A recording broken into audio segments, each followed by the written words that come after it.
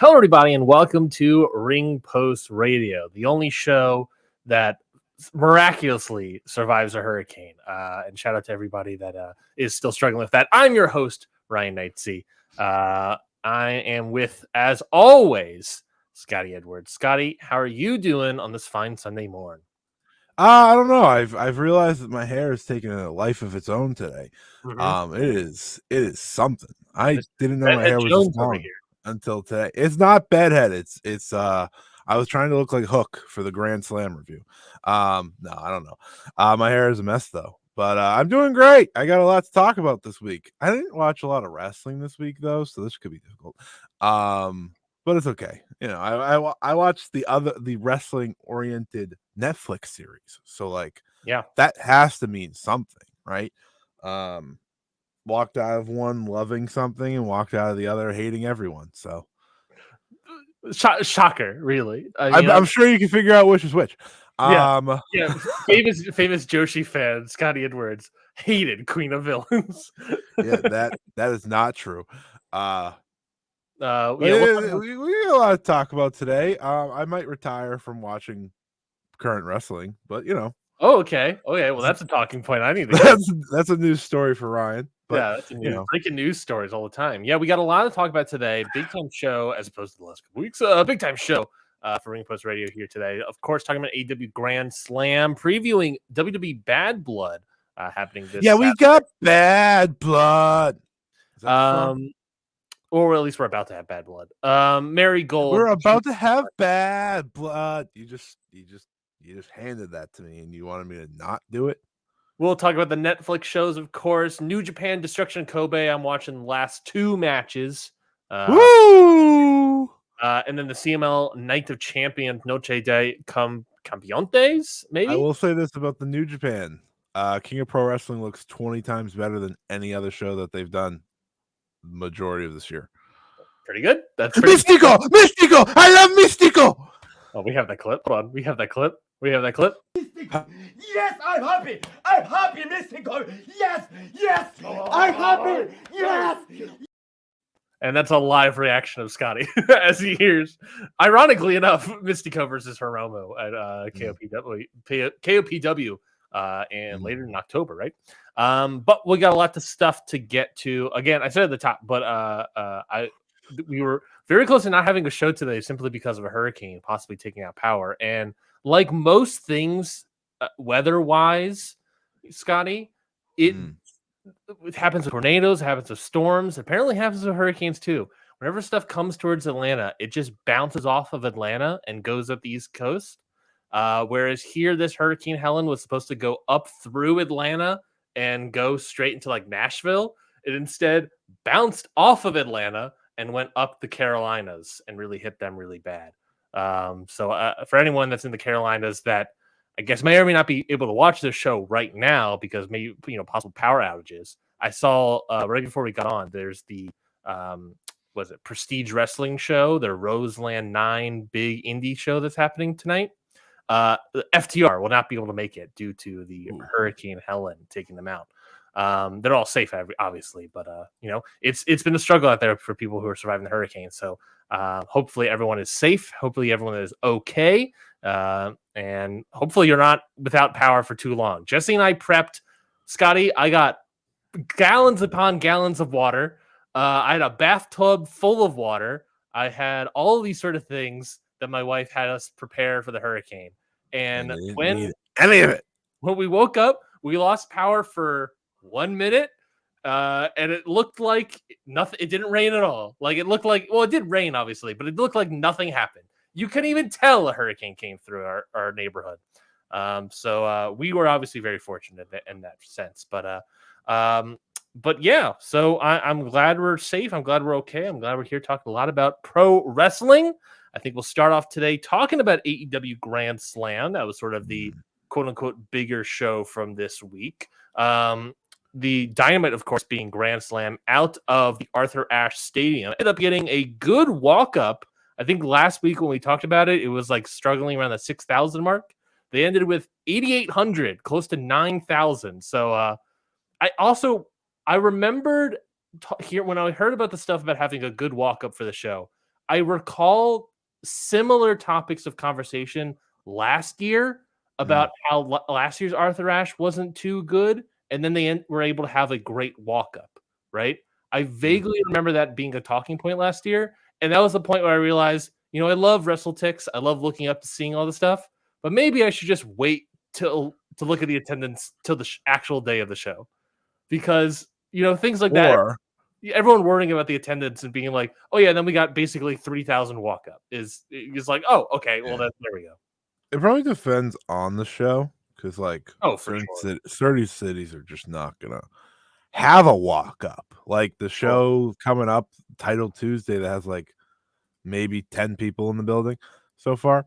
Yeah, that's not gonna that's clearly not doing great. I am someone that doesn't like to buy tickets the day of because I just never have. But that's because I have the mentality of if I'm not going somewhere like 3 weeks out, then not happening. I gotta be planned. I'm not a spontaneous type of guy when it comes to events and things like that. So that's probably more my fault than anything else, but it's fine. There's something about that doesn't shock me whatsoever. No, I don't think it does. I'm spontaneous with certain things, but certainly not planning my going to a big event. Like I'm not just gonna be like, oh, you know what? Let me go see. I don't know. I can't. Are you like me where the spontaneousness goes away when you're just sort of like you start thinking about all the things like, okay, well, I have to figure out the parking. We have to drive there. We have to figure out the parking. Then we have to walk probably to the arena, and then the food's going to be expensive. And then it's just like the thing starts raining down of like, I'd rather just be lazy and stay home. I think that's part of it. I also think is this ticket that I'm going to buy, is it going to be worth it? Mm-hmm. Listen, I went to a show that I had to sit and watch a War Games cage twice. I never want to go to anything ever again after that. Like every time any show comes here, I'm like, I don't know. Like, yes, it will be better because there's no War Games aspect of it, but mentally, I'm broken. No comment. Let's talk about AEW Grand Slam. I thought Dynamite was a great show. We've had some solid Dynamites from the past couple months, I think, and last Wednesday's Dynamite I thought was a great outing.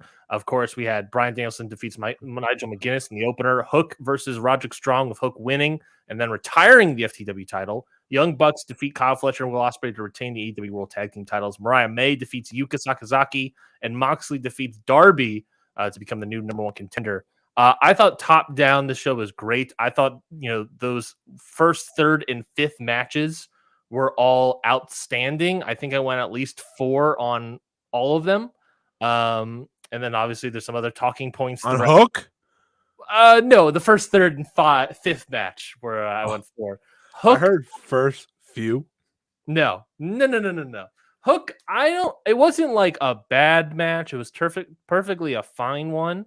I was expecting more with Roddy, and Roddy definitely did well in it, but it just didn't quite get there. And then there's the Mariah May and Yuka Sakazaki, who was hard hitting, but both of them are missing completely. The match was like 2 minutes. Yeah, it was. Yes, it was not that long. Here's my take, folks. I'm done with Hook. Done with Hook? You're writing him off completely. Lost cause. Lost cause. What about it? What was it? Because it was against Roddy Strong? He hasn't gotten better.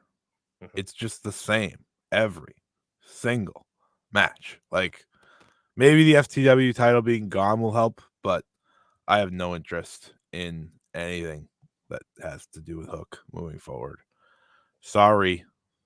I don't necessarily blame you. Hook is certainly a guy that's I think like his growth, if anything, is like extremely not limited, but extremely small, I guess would be the proper word I'm trying to think of. It's just like he's definitely gotten better, but I don't think it's like extremely noticeable. Sure. Like I don't know what we got to do with this guy. I don't know if we're going to send him away for a little bit, go to Japan, get a little bit better. I don't know. It's just we need something else for Hook, it feels like, for sure. Yeah, I think an excursion would be his, like, I don't want to say his only hope, but it would definitely be like the best bet to make something happen. You know, it's like he's not. This is the problem with AEW. It's like there's not an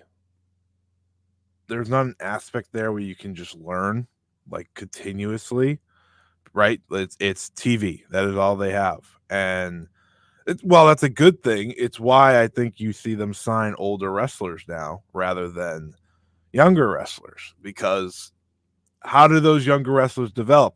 We have said multiple times they should send these people to other places. They have so many working relationships. Like even they did it with Anna Jay, which was good. Like Will Ospreay loved it. Right. Like that is something that's at least an attempt. Now, should she have gone longer? Yes, because I'm sorry, was she needed to be on Rampage? No, she wasn't. And like you send, and even if like New Japan doesn't want to take these guys, okay, you work with other Japanese companies. So it's not as difficult as I feel like it's felt these past couple of years. Send someone to Mexico. Like that's all I'm asking. They don't have to be featured. Just because they're AEW wrestlers doesn't mean you have to be like, hey, can you also make sure they go over? No, that's not the point. It's about learning. And I think like that is what a lot of these AEW wrestlers, especially the younger ones, like a Hook who is not growing, needs to do. Right? We talked about it with Anna Jay, and they did it, and I appreciate that. Now I wish it was longer for her, but whatever. I've given up on Hook. Yeah, no, I don't blame you. I think the developmental arm of AEW has definitely been, you know, I don't want to say struggling per se, because they are able to develop talent in some ways. Obviously, Swerve is somebody that I feel like they've been properly developed. But I think, how much Swerve always had it, you know? Yeah, like, Swerve was also like 15 years in the business before he. Yeah, he just needed the platform. Yeah, and I think that's also like indicative of. Obviously, it's indicative of AEW, but I think it's also like in a weird way, like. Think about how AEW was built upon, right? It was built upon like already made stars that were able to, do all these sort of things. Yeah. Anyone that they tried to like develop, I mean, who's like the most successful developmental story out of AEW? And I fear that there is a perfectly obvious like MJF, because I'm sorry, MLW doesn't mean much to me. I think MJF, and he was still very young. Yeah, MJF is probably the most accurate answer. That's probably the most obvious answer. And even then got us to a point where you and I are like, fuck this guy. I wasn't going to say it. I'm looking up the AEW roster page. We're already here. Let's see. They're old. I saw the Brandon Thurston grid. They're old. Yeah. Their roster old. Jack Perry, Darby. I mean, that's like looking at the other pillars. Jack Perry, Darby. Guevara? No, it's Sammy Guevara. Sorry, you're right. I think Jack Perry has developed, but I don't know if the development would have happened. How do I say this? With or without CM Punk?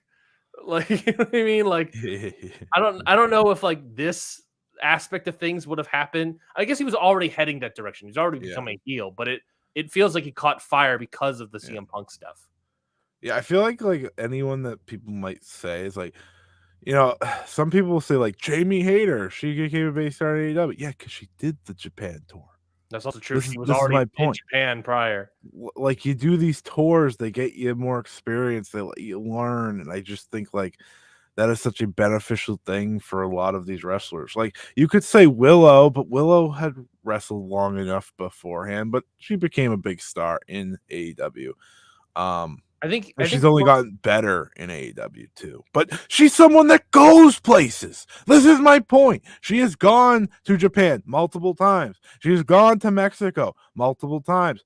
Like the people that stand out more make the work happen, I don't know if Hook doesn't want to go to Japan or something like that, but considering how few people they send to Japan for excursions, it's hard to blame others. But you've heard like Dave talk about this in the past, right? He's talked about how some people just like don't want to work besides the AEW shows, and it's fine. right? It's fine, but contract talent, right? It's fun, yeah, but I think that's the problem with the big companies now. Is like, I remember someone made a point months back, talking about like Ring of Honor and the importance of Ring of Honor back in the day, because like that's how the Punks and the Danielsons and the Joes, like they worked through there, but also worked other places and worked with top tier talent, and then went international. Now you just sign a contract with AEW, and it's like, all right, why do I have to get better? I got paid, guaranteed money. Same goes for WWE as well, by the way. Like, this is not those top two companies being as powerful and as big as they are. As long as you get signed by there, what matters after that? But WWE is now getting into the opportunity where they're sending people to indies, sending people to Noah, sending people to other places. And they also have a entire center to train up people. So sure. And I know people take jabs at that, and I know people take jabs in that all the time, but like, I'm sorry, whose future is brighter right now? They have Braun Breaker, Tiffany Stratton, like all these athletes that they just put in the lab and saw what came out. It's like, I don't know. This is not me attacking AEW, but this has been a problem. I opened this conversation saying that I thought the Dynamite was great. Yeah, I mean, we're gonna get to Dynamite, but like I had to bring up Hook because I had this point watching the show. I was like, I don't know, they need to do something. And even so, like watching the Blackpool Combat Club little story with Moxley. Private Party, right? Mm-hmm. Like you've been here for 5 years and nothing's changed. And it's like, that's not a good thing. Yeah. It's a problem that we're telling stories like you and me talk about Top Flight every week. Like, remember when they were supposed to be one of the next top tag teams? Mm-hmm. It comes with opportunity too, of course. I think some people, if they get the opportunity, like one of the people that have developed by just working and being in like Ring of Honor, Lee Johnson. That is a guy who was developed under AEW and I think can be a big star. So, more Lee Johnson stories, less. I'm not gonna say it. Bryan Danielson, Nigel McGuinness. I thought it was a great opening match. I thought it was missing a piece of just maybe would have liked to see Bryan build it properly more and just do like an interview from home or something. But keeping away, it like the match wasn't cold in any capacity. That's not what I'm trying to say, but it just felt like it was missing something. And that Danielson connection of it. Nigel's still, I think, fairly new, even for a more hardcore wrestling fan base like AEW has. I think it's still a fairly new wrestler, and people didn't really know what to expect per se. But I thought the match was great. I weirdly really liked the ending where Nigel is cursing up a store the entire match. And then at the very end, he says, thank you or F you or whatever, but they bleep it. And then JR immediately is on it. Is like, hey, hold on. Did he say thank you? Which I think was perfect because it's like now, he was cursing up a storm. They're bleeping him the entire first part of the match. At the very end, they bleep him again. And JR's like, wait, I don't think he said F you. I don't think we need to bleep that one. I did actually really pick up on that and really enjoy it. So kudos for JR for being a good commentator in that moment. But what do you think of that opening match? I thought it was good. Didn't hit the level of like my high expectations. I think I overhyped myself for it. Well, I didn't overhype myself. I think the internet overhyped me for it. Just like, you talk about the lead up and you see all the clips of the old matches and like, obviously they're not the same guys, but there is an argument Bryan Danielson is better than he was then.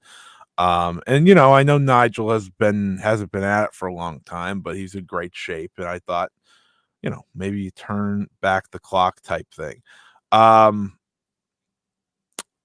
Like something was just missing for me, I think, in terms of what they were going for. And I think maybe if the build was a little bit better, maybe that would have helped. But ultimately, it came down to the match.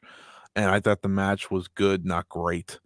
Would have loved it to be great. But, it was a fun opener. And it's fun to see Danielson and Nigel share a ring again, which is ultimately, sometimes the wrestling doesn't even matter. The fact that it happened was cool enough, so I'm not gonna be too critical, especially after the guy steps into his first singles match in forever, right? that's like what 15 years or something. Yeah, or is that 15 years since they faced off or whatever? So it's practically 15 years. Yeah, so like pretty cool that he's in there to begin with. Now, I don't think he should just go back and retire. I think Nigel, if you can put him in some matches, because he does some things that are like just so different from everyone else. I mean, I can watch him hit lariats all the time. That's the best thing he does now. His lariats, and I think he brings a lot more of that obviously that British technical side that we don't necessarily see in AEW unless Zack Sabre Jr. shows up. Don't be shocked when I say you should put him in a tag team. Who do you want tag team with Nigel McGuinness? I don't know. I think him like teaching up a guy would be cool. Kind of like and you could. I'm just trying to make tag teams, man.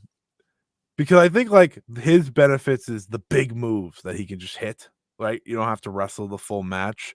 And this isn't attacking him, but you put him in there with the young guy. Of course, I can't think of anyone because I'm not looking at the roster page. Let me look at the roster page. You're gonna laugh at me, but if he resigns, I'm not saying he has to be in a tag team because he should be a singles wrestler, but I do like a combination of him and like Daniel Garcia.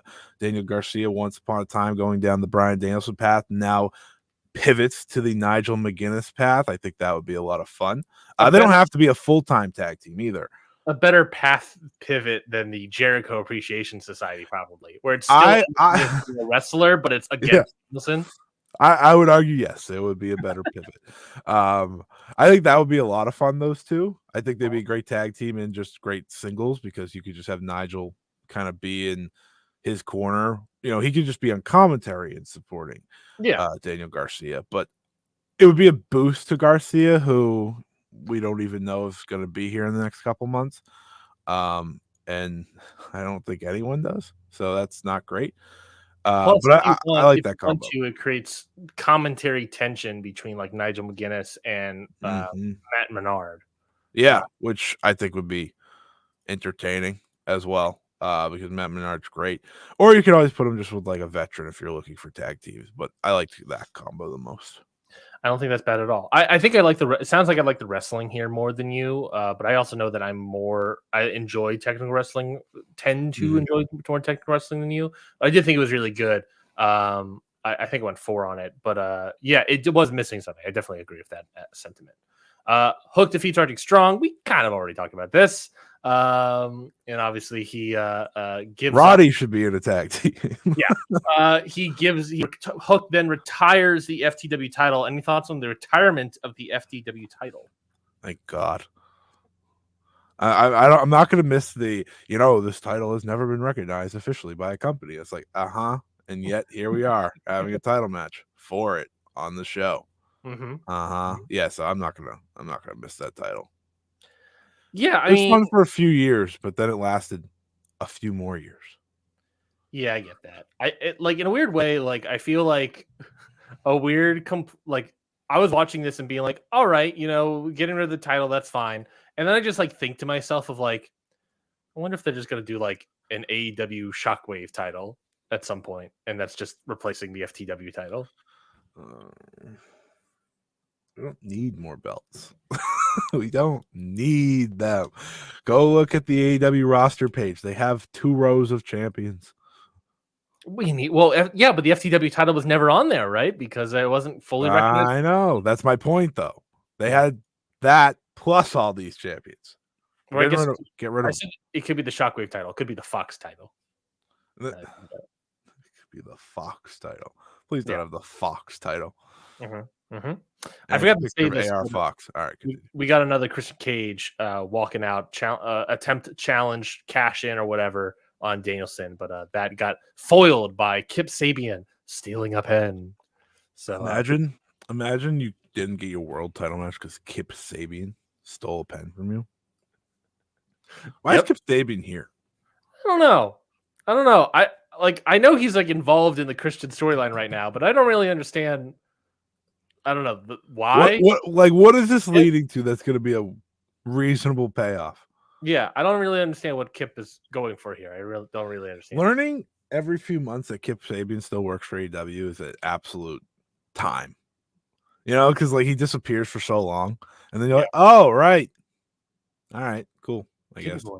AEW World Tag Team Championship match. The Young Bucks defeat Will Ospreay and Kyle Fletcher. I thought this match was great. What did you think about this match, Scotty? I will agree. I thought this match was great. Old school Young Bucks performance here. I think so. I do have this problem sometimes with Ospreay matches where we're a little overindulgent on certain no sells. When he did the was it the Poison Rana into the Hidden Blade? Not Poison Rana, sorry, the Destroyer into the Hidden Blade. Yes. Yeah, that one pissed me off. I was like, oh, come on. Like, come on. Like, I know the Destroyer is already destroyed as a big move, and it's just for the big pop. But come on, man. Other than that, though, I didn't really care. Like, I sometimes you just turn the brain off and you just let things happen. Like, you just let the guys go crazy, see what happens. I thought this was a great match. Young Bucks of old. Yes. They still have it in them. It's just, are they inspired to bring it out, right? That's the question now. And this was one of those times they were very much inspired to bring it out. And I'm watching this match, I'm like, wow, this is great. And I was like, well, the tag division isn't after this, so that's tough. But this is baby steps, because if the Young Bucks are hitting on a high level, maybe that leads us to other levels. And listen, I saw what happened on Collision. They have made the tag team that I wanted. Beast Mortos and Roosh, we're coming. They're gonna have to. They might have to kill the Young Bucks. And listen, sorry, but I thought it was a great match. And ultimately, I think Kyle Fletcher continuously coming up short is a good story for him. That's okay. So I know some people like Kyle Fletcher, some people don't like Kyle Fletcher. He's a young talent that is working. Right, he's getting better and better. The proto star, as they call him. I think with him, it's just a matter of, I always forget how good of a tag wrestler he is, because, he hasn't been in a tag team for so long. But, he was great here. Everything about this was great, truthfully. I will make my one little complaint, but I will move on and enjoy what the match was. I didn't need no story here, Ryan. Sometimes, like I said, you just let them go cook and see what happens, So this was really good, and obviously, I think the Young Bucks winning was necessary. So, yeah, I enjoy the Young Bucks here. I thought this was definitely the best Young Bucks match in several months. Kyle Fletcher, Will Ospreay. I don't know. I like the story that they're telling. The problem I do have with it is that it feels just like more continuations of the Don Callis breakup stuff that we've already done, and I thought we moved past, and now we're kind of like circling back into it.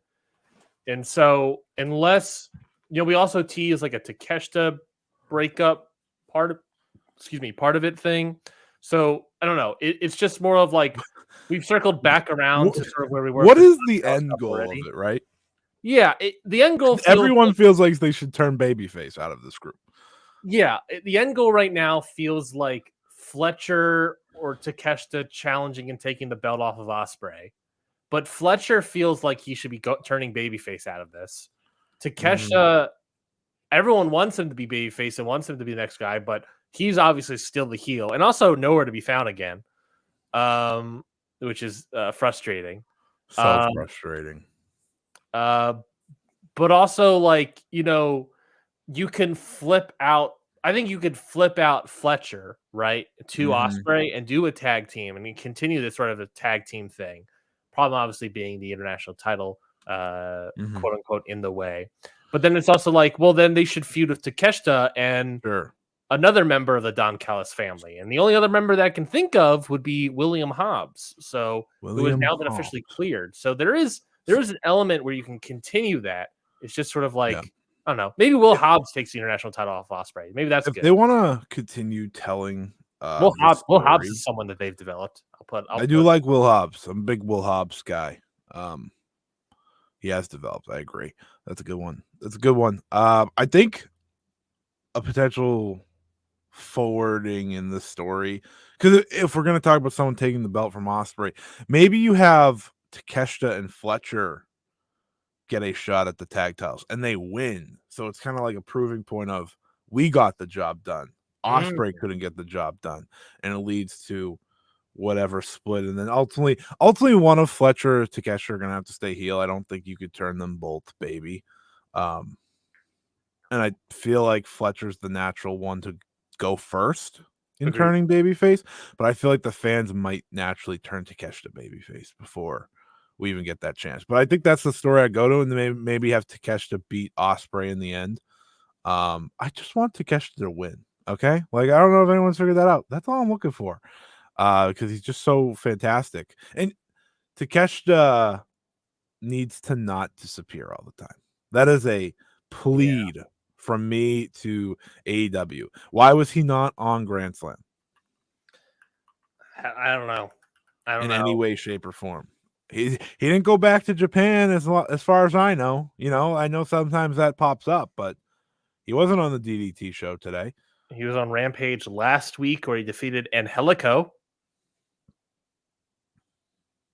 He was part of the 6-man 2 weeks ago, right? It just feels like he came back from the G1. So this is what happened with him, right? He came back from the G1.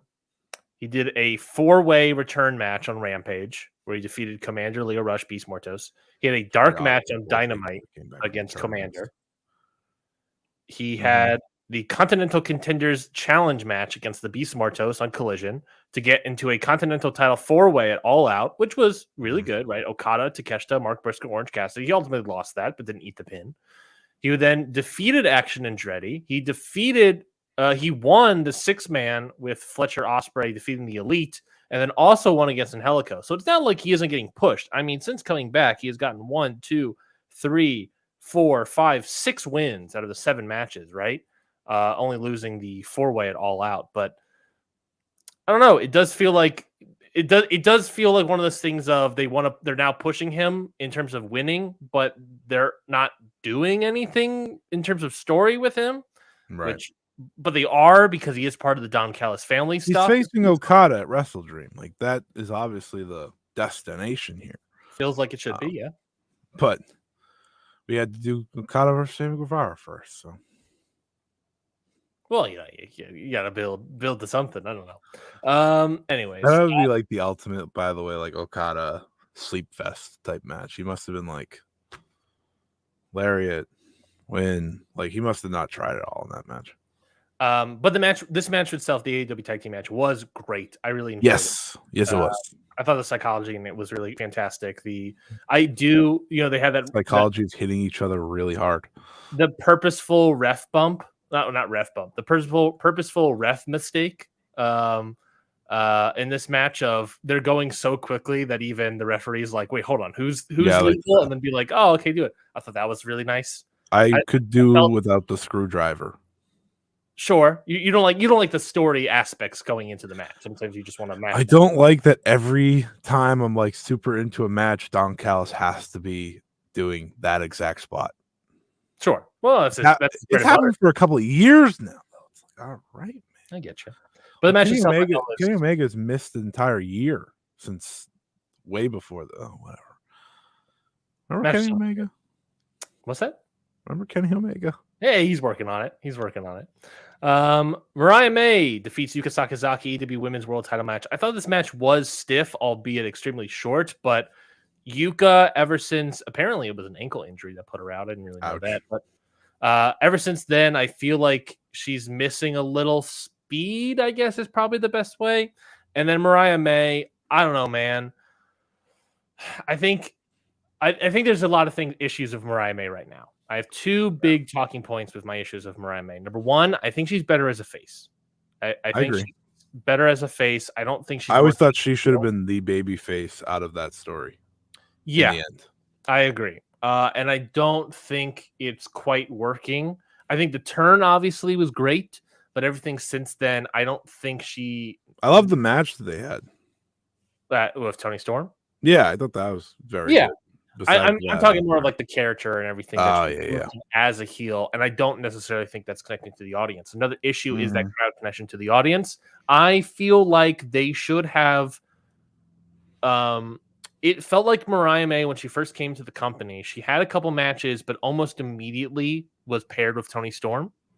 Yeah. It took a little bit, but then almost immediately it felt like maybe. I mean, the first promo she did was about Toni Storm. Yeah.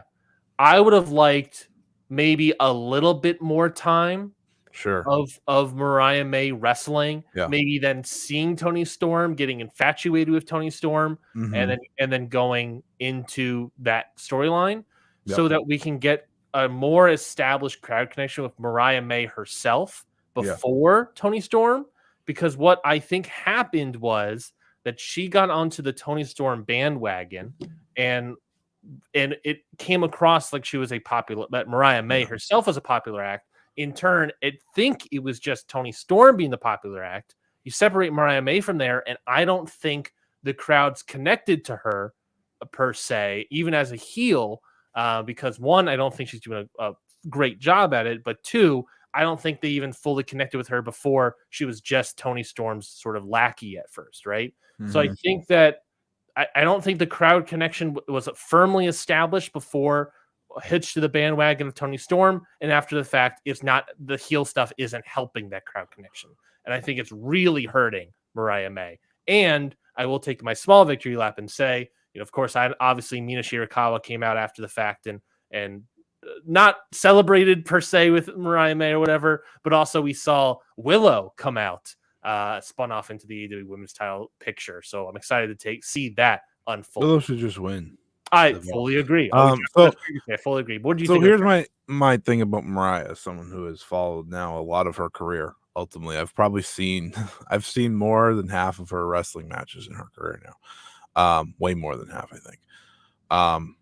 I think this is not just a Mariah problem, but an AEW problem. They came in with a plan, right? When she signed with the company, she admitted this whole plan was etched out. Like, this is what we're going to do with this Toni story. We're going to go here, here, here.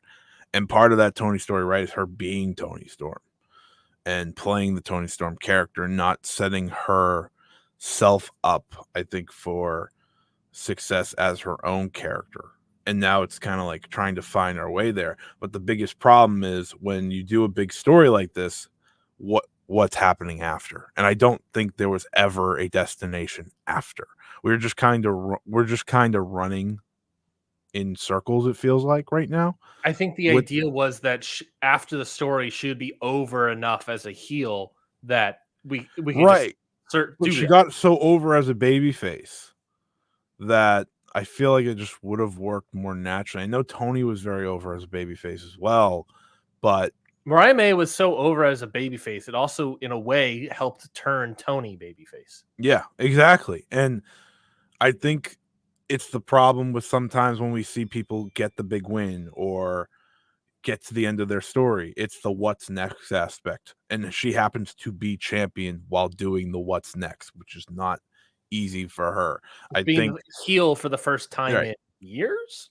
And there's also this problem where she didn't have a lot of like big matches in AEW. Like you and me talked about this before, I think, or I talked about it with someone. A lot of her matches on TV were like squash matches, and she has one pay-per-view match. Yeah, by being that sort of lackey to Toni Storm, Storm did a lot more of the wrestling than she did. Yeah, it's good to go with her because you're trying to make a new star, and I think she'll be fine. I do, because I believe in the talent, and I believe in her. But we've gotten to the title. I said, when it was like only a few weeks after when you said, we should get the title off Mariah, I said, I'm going to give her time. This was the time I needed to give her. Now that I see Willow's being set up, I'm giving Willow the belt by end of Full Gear. I think Full Gear makes sense, assuming Mina's going to be that Wrestle Dream opponent, just based on where they're going with the story. I think that works the best. And I think whatever happens when Toni comes back, you can do that without the title. I think it's actually better without the title. Mariah May has had roughly 32 matches in AEW since coming into the company beginning of the year, this year. beginning of the okay, so you say that she had 99 in Stardom last year. Mm-hmm. She had 99 in Stardom in 1 year, and then here so far it is September, and she's had 33. Notably, she not finished the year with Stardom. So, right, she left at true. the end. That is also true. She left at the end of September and still had 99 matches, and that's when I saw all the potential. And when you're having matches in AEW, but they're not long, I feel like it's just hard to stay consistent. That's not just a her thing, but I do think I believe in her talent in the long term. Mm-hmm.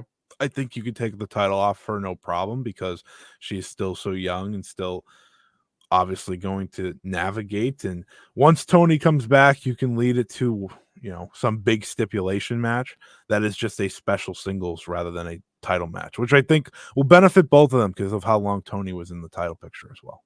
If you want to be pedantic about it, of those, actually, I think it's 31 matches technically. 5 of them are over 10 minutes. A lot of singles, to be fair, but yeah, a lot of singles. I don't know how that compares to Stardom, but I mean, already I see an 11, and I'm seeing a 12, and she's had short matches in Stardom, of course, but yeah. And I also think with Yuka, in time she'll get better. I mean, she just came back; they put her in her title picture. Ankle injuries, tough. Is what it is. It was hard hitting. Like, I liked pieces of it, but it was fine. Whatever. I don't know if it happened before or after, but you had the Prince Nana segment giving an update on Swerve Strickland. Ultimately, my favorite part of the show. Ultimately getting interrupted by MVP, who's making his debut in the company. Basically says Swerve is a dangerous man, but he thinks Swerve needs better representation and wants Nana, his current manager, obviously, to have Swerve call up MVP to get new manager status because he's ready to talk business. What do you think about MVP, his promo here coming into the company, and I guess the potential for whatever business may be arriving shortly? I think MVP is one of the most authentic talkers in wrestling today. Like, when he transition from wrestler to manager has worked perfectly for MVP. It has. He it might be the way he presents himself as well. Like, you feel like you need to listen. And I think this direction is great. I really do. I know I've seen a lot of people not thrilled with the idea of Bobby Lashley in AEW. And I'm here to tell you, 1, you're wrong. 2, I think Bobby Lashley's tremendous. And I think Bobby Lashley has always been tremendous. And I think Bobby Lashley's even better when he has MVP by his side. For those who may not remember, the Hurt Business didn't last a long time in WWE, but it was one of the better things they did is having them together in the COVID era of the company. Not just that, but I think if you ask a lot of WWE fans, they would agree that WWE did not do enough with the Hurt Business. Yeah, I think almost every fan, and WWE fans, I think, are a lot more lenient and are cool with whatever. Oh yeah. But that is one of those things where I think they ultimately agree, like, that was a missed opportunity. And now you're bringing in Bobby Lashley, someone who is an accomplished guy at everything he's ever done. I'm bringing him in, and I am treating him like an absolute monster. I don't want to say like a Lesnar, but he has that background. I don't think he shouldn't be like a Lesnar, but he should be closer to that than I think just being the WWE Bobby Lashley. Even present him like he was in TNA, where he was this dominant force who never lost. That's ultimately what I'm doing with Bobby Lashley. I am making him matter. I'm making him a beast. I am making him this unbeatable guy that when he gets beaten, it's a benefit to everyone. I think Bobby Lashley brings a legitimacy to this company, a legitimacy that you just don't find with any wrestler. Like I said, he's accomplished at every level. He was a champion in MMA. He was a champion in TNA, a champion in WWE. He also wrestled for the Inoki Genome Federation. What else? What more do you need? This is a guy that's legitimate and I think offers so much. And you pair him with MVP and hopefully Shelton Benjamin, and you pair them with a young guy and boost that young guy up. I can't see this being anything but a success. Yeah, I think Bobby Lashley's a no-brainer signing for this company. And I agree. I think they ultimately have to do their own version of it. But if they do Bobby Lashley Swerve as a Brock John Cena-esque match, I think that would be awesome. Put over him. Like I said, you obviously have to do it your own version because you can't do it exactly the same. But could he bring the headband back? Why not? Why not? Bring the headband back. Get that sweat off. I think it's no brain signing. I thought MVP was great here in this promo segment. Shelton Benjamin, do you necessarily need him? No. I think you get the idea of the Hurt Business through MVP and Bobby Lashley. Obviously, you don't necessarily need Shelton Benjamin, but he's a nice hand to have. But also looking at tag wrestler, great tag wrestler, still really good singles wrestler. Maybe after seeing that WrestleNomics age thing, maybe you don't want to bring in a Shelton Benjamin, but pair him with a young guy, though. I think obviously you put him with a young guy. Very easily you put them with young guys. You hear there's so many. Cedric were good back in the day. Agreed. You're talking about pairing him with Shelton Benjamin with a young guy. Yes. I would even take not even Shelton Benjamin, but just two young guys instead. Yeah, why not? I saw was it EJ Nduka put out his name and Lee Johnson's name as those two guys. I would love that. Me too. I don't know if I would love it per se in terms of Nduka next to Lashley. That's tough. That's the tough. Visual aspect of that. I don't think it would work. But sure. I think Shoddy Lee is someone I'm picking up for sure. I want Lee Johnson to succeed so badly because he feels like the young guy that he doesn't get all the pomp and circumstance like a lot of the other young guys have through the years. But at this point, I think he's maybe the best out of the young talent in this company.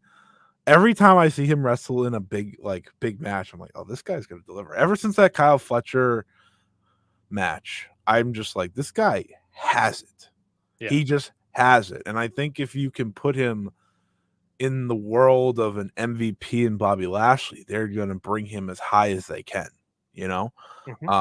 That's the one thing I'll say about MVP. He seems like very much a guy that wants to lift up talent. And I think that's why I'm cool with putting two young guys in there. Cause that's two young guys that get pushed up the card. And I think that would be great. You want a young guy that would love to be in this group? Anthony Bowens. Oh, that'd be good. That'd be good. I love Anthony Bowens. He's great. That'd be interesting. I know. It won't happen anytime soon, which is disappointing, but that is honestly someone that would be like, yes. That would be a good one. I think the Hurt Syndicate's going to be a great thing for AEW. I really believe in that. I think MVP started off so well. Swerve versus Bobby Lashley does move me tremendously as well. And I think Bobby's very determined. Yeah. He feels like a guy that's he feels like he's sitting in his cage ready to pounce type thing. I am ready to, and that might be the perfect. Well, I think both of them. Yeah. MVP for sure. I saw it in that promo. we'll talk about it when it comes to Bad Blood and how in WWE's current use of African American people, but or lack thereof. But I think both guys have something sort of a chip on their shoulder, something to prove here. They feel like those WWE guys that a lot of people are doubting that I feel like are more of a lock to succeed because they're not going to let themselves not succeed. Yeah. MVP is going to speak up if he thinks, Oh, yes. Yeah, he's known to speak up. And I think that's important. And also, watch out, Chris Jericho. Can I give you a guy that I think fits better in the story that potentially could be held that I think is already a guy that could replace Shelton Benjamin if you don't want to bring in Shelton Benjamin that you already have on the roster that fits better in the story. AR Fox. AR Fox. He's already got that legend, that old man, like solid worker status, like a Shelton does. He's already in the company, so you're not bringing another talent. I like Shelton. Put him and Shotty Lee in a tag team together. I honestly don't see MVP and Bobby doing it without Shelton. I just don't. I don't know. I think they could. I think they I don't see them doing it without him, though. Like, I think they are going to want him in it. If you want another veteran in there, even so, and then one young guy, I would still like to see AR Fox shine. AR Fox is great. Got a tough rap. And he fits because then it's like, oh, I was with you, Swerve, and then he threw me aside, so I went over to this side. I went over with MVP. True. That's what I mean. Like, it fits part of that story. Yeah. To do it. And there's other. I don't want to like do the classic Triple H thing of pigeonholing a bunch of African American wrestlers into this group. I mean, I guess the problem with it is like there is the idea of you could expand it out to not just African American wrestlers, but so much of the Hurt Business is that this is a not predominantly, but this is a group that showcases African American talent into that next level and showcases that as a faction. So I don't want to be out that guy that's like, of course, put all these guys together, but that's what we're doing. I think MVP has a goal for this group, and I think we are going to see it in time. And I think that's why, I think part of the excitement is seeing these guys you pitch. And listen, what match I think, if you build up Bobby long enough, who can get put over in the end? I think that's the beauty of Bobby Lashley in this spot. Who are you going to put over in the end? I've seen people pitch him for the group. I think he would benefit more from winning in the end, and that is Powerhouse Hobbs. Agreed. I see Bobby Lashley versus Powerhouse Hobbs. I'm like, this is real. The meat chance going wild. Yeah, but I think those two could create something. And Hobbs is a guy we've both really liked for a long time. Yep. He's a guy that's gotten lost in the shuffle a few times. Obviously, he's been hurt, so it's been tough. I wanted to see him come back and thrive, so I look forward to his comeback. And I saw that picture of him watching along. So when MVP was out there, so create a little here and there. But I'm excited for what the Hurt Syndicate becomes, because I think it's going to be a nice benefit to the company. I'd have them run Roughshod on Collision weekly. Yeah. Obviously have them on Dynamite as well. But I think if they're like this, because you have the Moxley group as well that are both going to, I'm guessing are both going to be these heel predominant groups moving forward. Mm-hmm. See, keeping them separate in a domain while, involving them from time to time, I think works. But I'm trying to make Collision matter. Okay. Well, I don't blame you. Bobby Lashley main events on a Saturday night. I'm not against it. Hobbs for me, I will say, has a similar thing of EJ and Duca, right? Big guy, two big guys next to each other. I think could work. Obviously, has that Doom quality to it, right? Yeah, that's true too. WCW tag team Doom to it, but then you got a third guy. It's just if you were to put Hobbs in the group. Mm-hmm. I feel like you just have to have him and Bobby be the most dominant tag team. Yeah, to me that screams like a tag team. Yeah, because then in the end you do the big split, the pro wrestling split, and they go their own ways. And maybe you make Hobbs a big baby face, which I wouldn't be against either. Yeah. There's the visual aspect of just seeing two massive guys and then one scrawnier guy like Shotty Lee, and it's the Bobby Lashley is the big guy we're supposed to be focused on, It's right. And I think that's also why Hurt Business worked in a lot of ways, that it was smaller.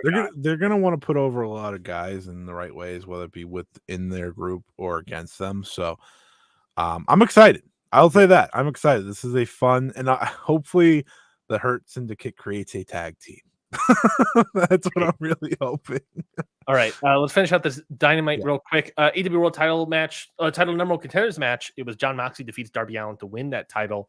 I thought this match was also great in a brutal sense. Right? Yeah. I think they're continuing the sort of brutal violence in AEW, which I am enjoying. I don't know if I would have gone 18 minutes here. I would have definitely had Moxley beat him faster.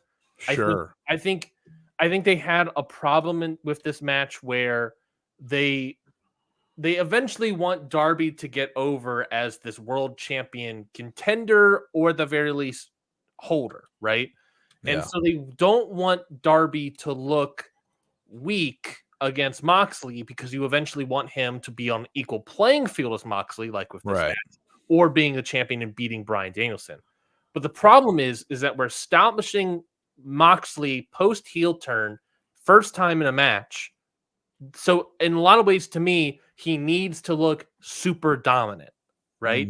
So if they at least did maybe Moxley versus some squash or something on Collision previously, that would have been maybe a better way to set up Moxley for this main event. Here, it was the sort of issue of we want to see a dominant Moxley, but we don't want Darby to look, like he's getting squashed out there. Yeah. No, I agree. I think the long term has to be for him to win it from Moxley, right? If it's not, then what are we doing? Type thing. Because I understand Moxley beating Danielson and kind of being this heel, because AEW has needed a big heel, which I think Hangman Page was doing well, but whatever. And Moxley being that, because this seems like Moxley's re-inspired, right? There was a conversation to be had that Moxley has done everything and then some under the sun.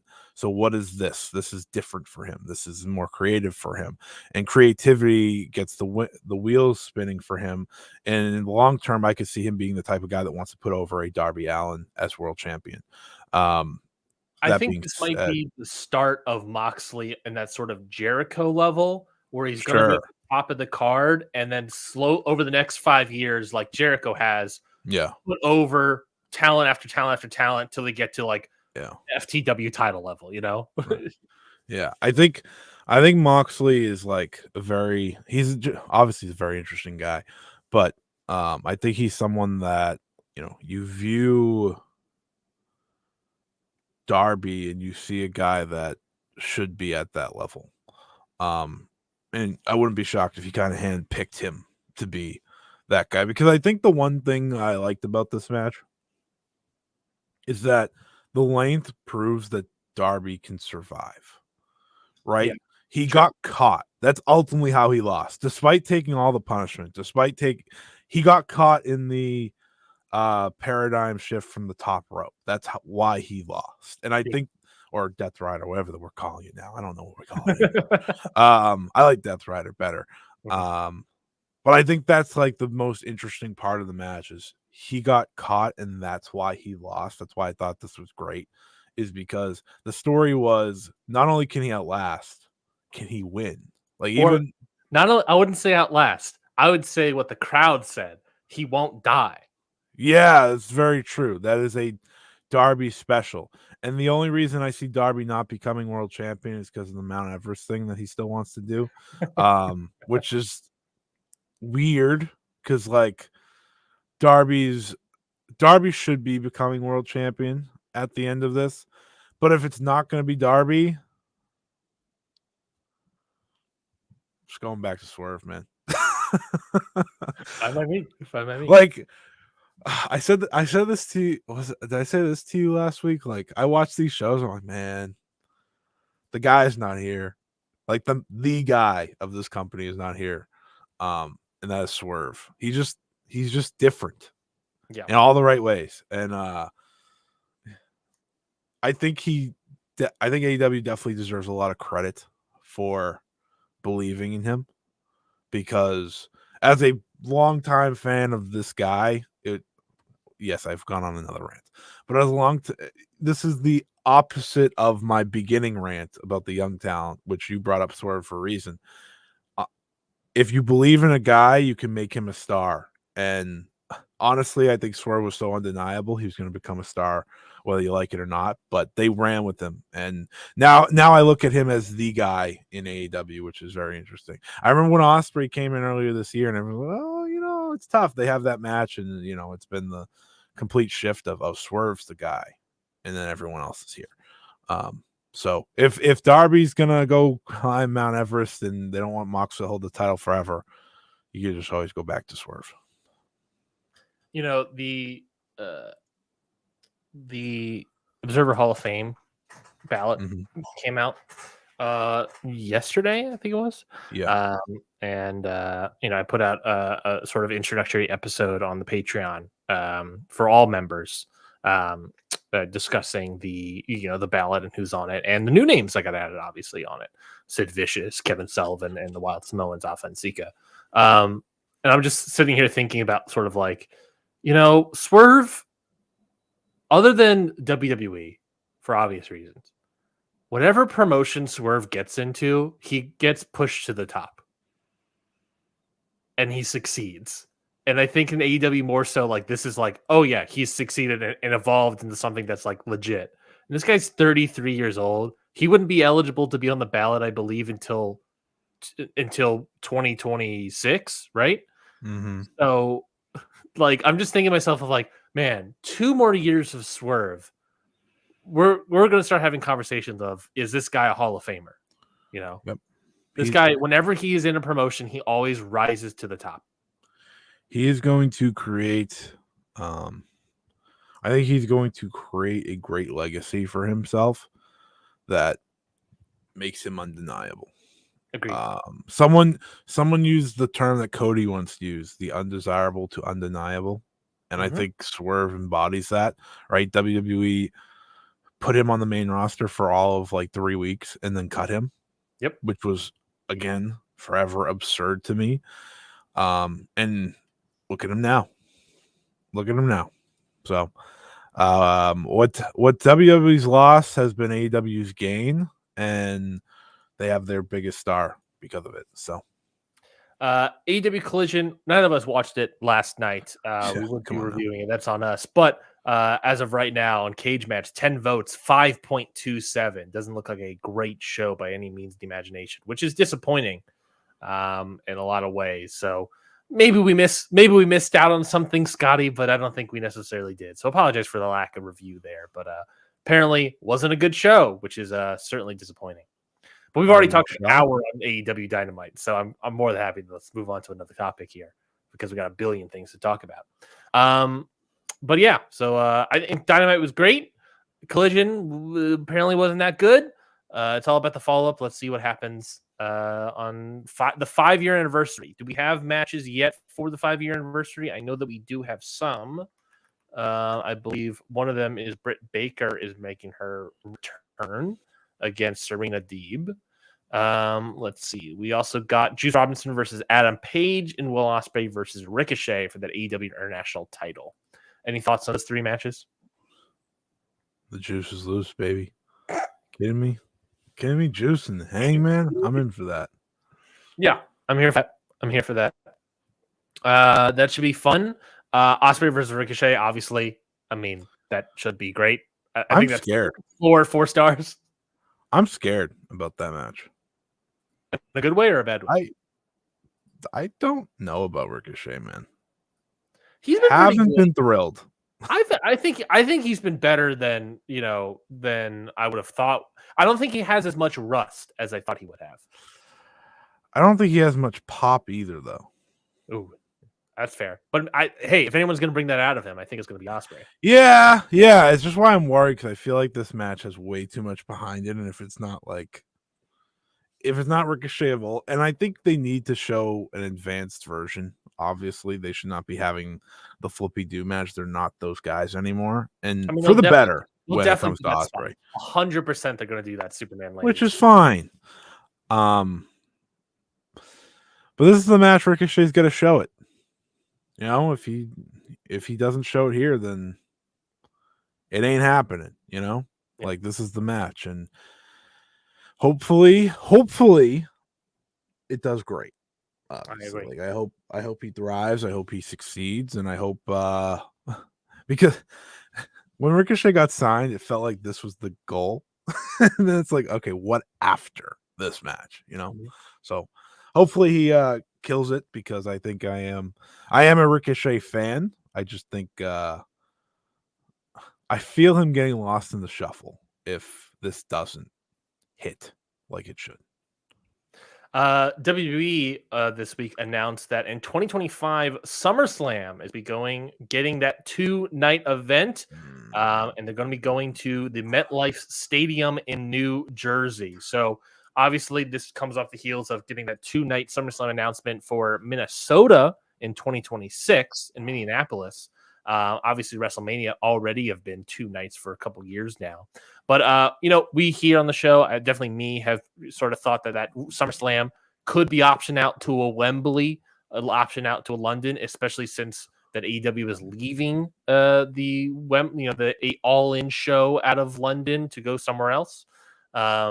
So I thought that maybe that could open the door for SummerSlam in 2025 in London. Turns out no, it's New Jersey in the MetLife Stadium for 2 nights. Then Nothing they have 2 says nights. England like New Jersey. The England, the London England of America.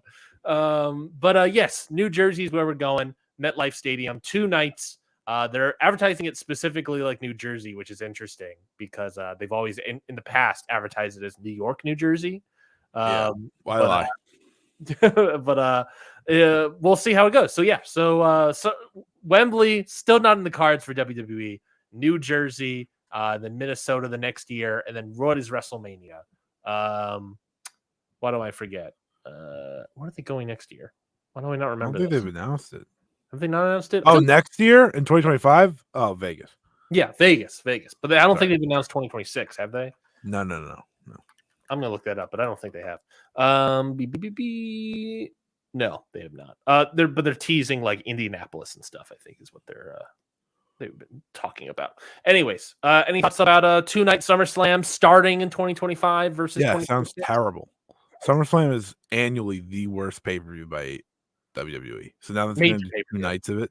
Yeah, major pay-per-view. Like, it's always a letdown.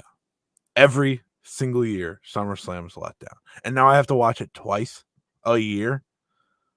God. I thought they would have went. I don't know why. I always thought the Rumble might have been 2 days quicker because they have 2 Rumble matches. And that feels natural because I don't know. I feel like 2 Rumble matches in one night can be overkill. SummerSlam going to 2 nights is brutal.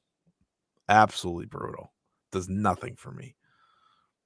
I don't like SummerSlam. I don't like. So I'm not excited. Thank you for asking, Ryan. I'm not looking forward to 2 nights of the slam. Logan James in the comment just put up a news thing that I have confirmed, not quote unquote confirmed, but looked on Twitter to see that yes, it is part of the news.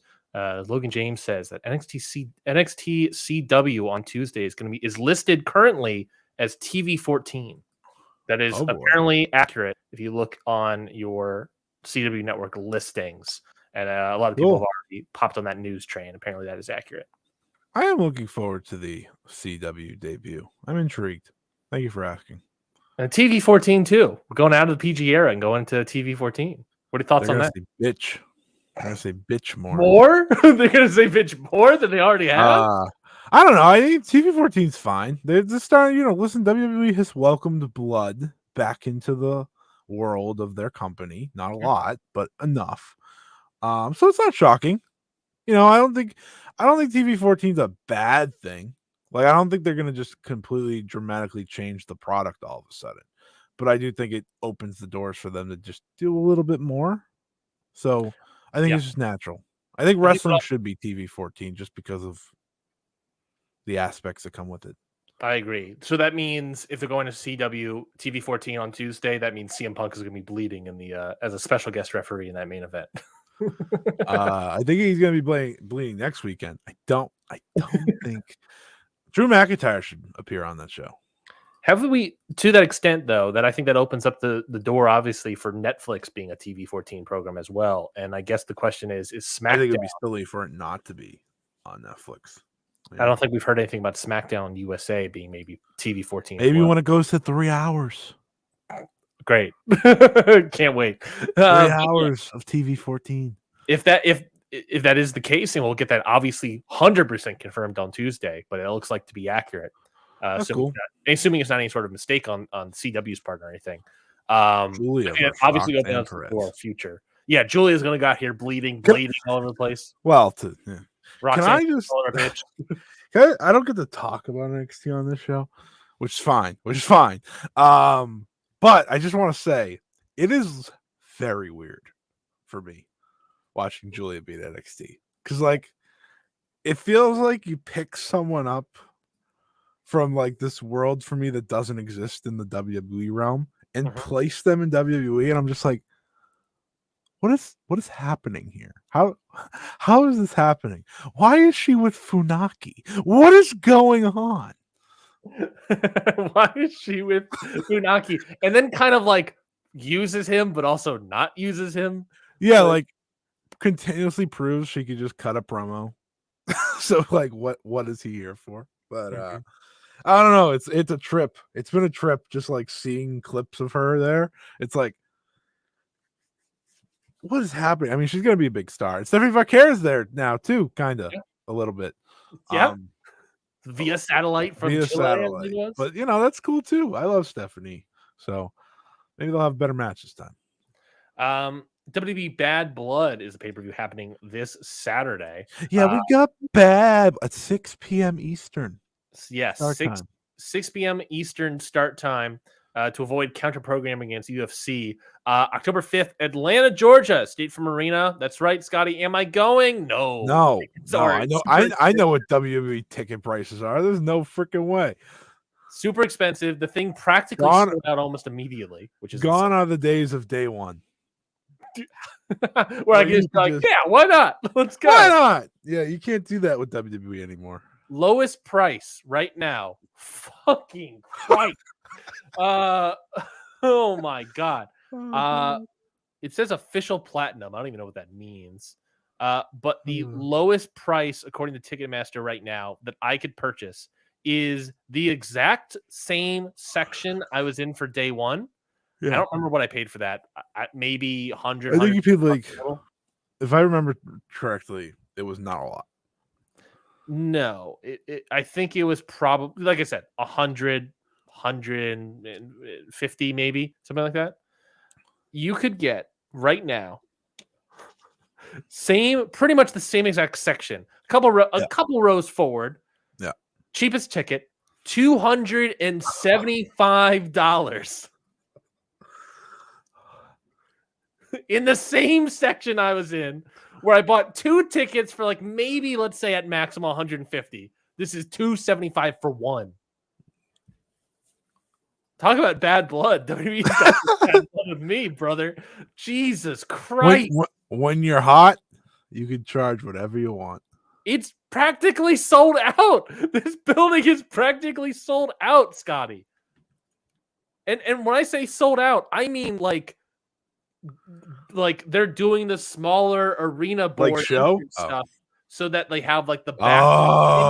It's sold out. The building is practically completely sold out. I'm gonna see if I can get WrestleTix. Man, they are on another level. Jeez, he's 275. Oh my God, that's insane, dude. Yeah, so I'm not going. For them.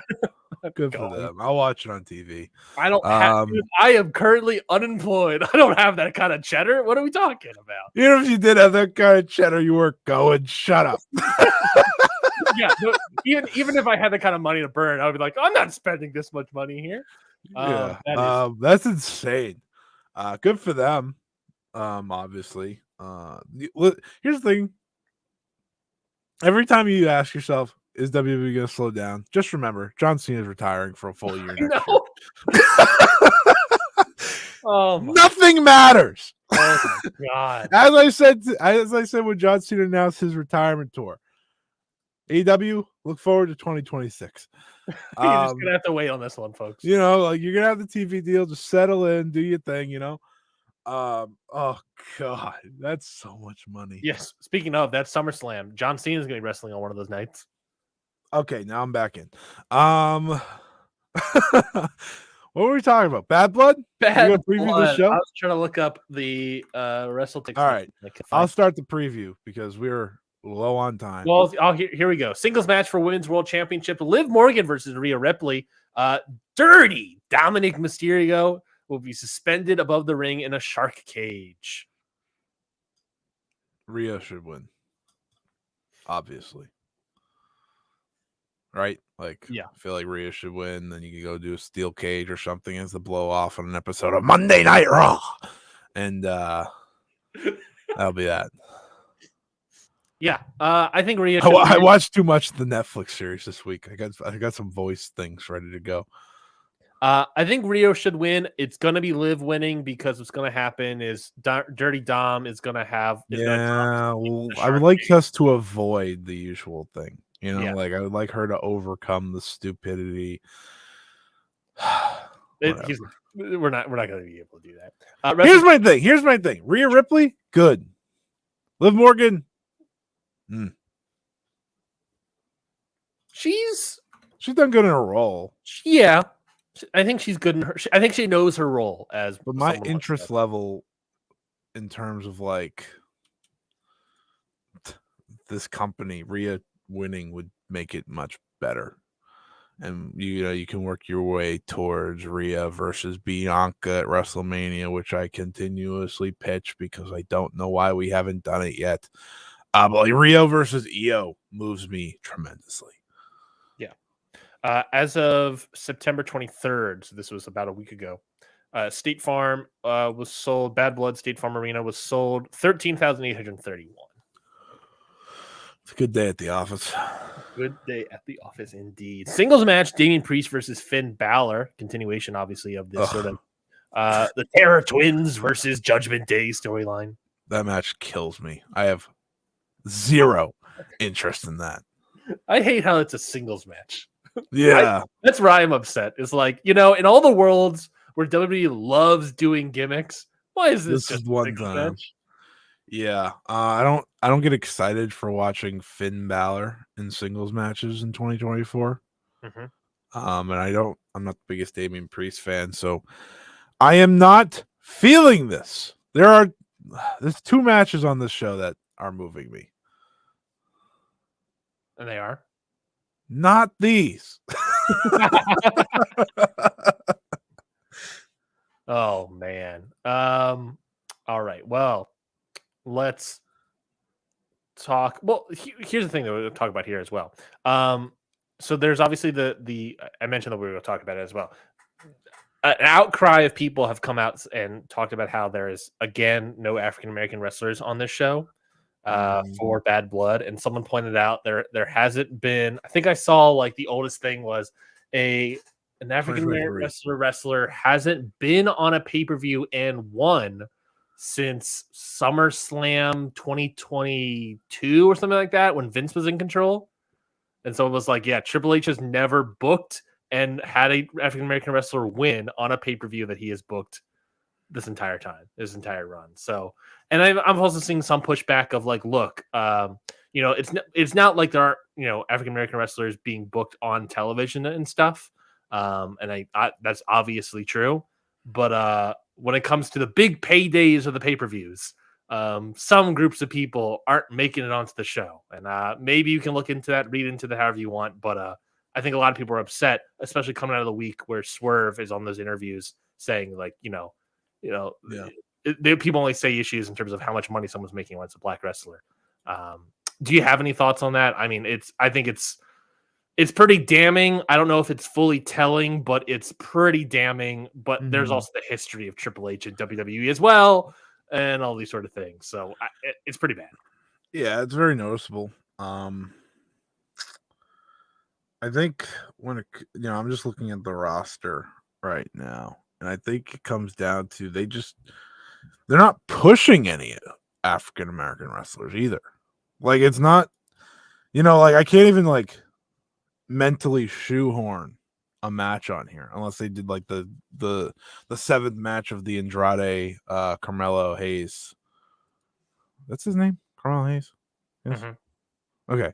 I was gonna call him Carmelo Anthony, which is the basketball player for anyone that doesn't know. We should say though, I think the complaint as well. I forgot to say this. It's a valid complaint, by the way. I think it's regarding male African American wrestlers. Okay. Right, because Bianca Belair and Jade Cargill have been all over these pay-per-views and literally won in their last pay-per-view. The titles. They're hosting this pay-per-view. They're hosting this one. They're not on the show, but they're hosting it. So I think it's regarding specifically male African American wrestlers. But continue. Okay. Yeah, I mean it's a problem. It's an obvious problem that I don't think should. And I think the more people talk about it, the more is necessary because we know Mr. Triple H is chronically online. So it needs to change. And I think they have a lot of specifically NXT talent that are going to be the ones that step up into those roles. But they should be establishing a Carmelo right now to be in these spots. And I also think there's the serious problem of these WWE pay-per-views where the 5-match limit stinks. It's terrible, and I think it eliminates a lot of talent getting on TV as is. Not TV, on pay-per-view. Right? Because like you said, the big check, but yeah, this is a problem that I think is very much worth bringing up, and I would like it to change. I mean, I don't know.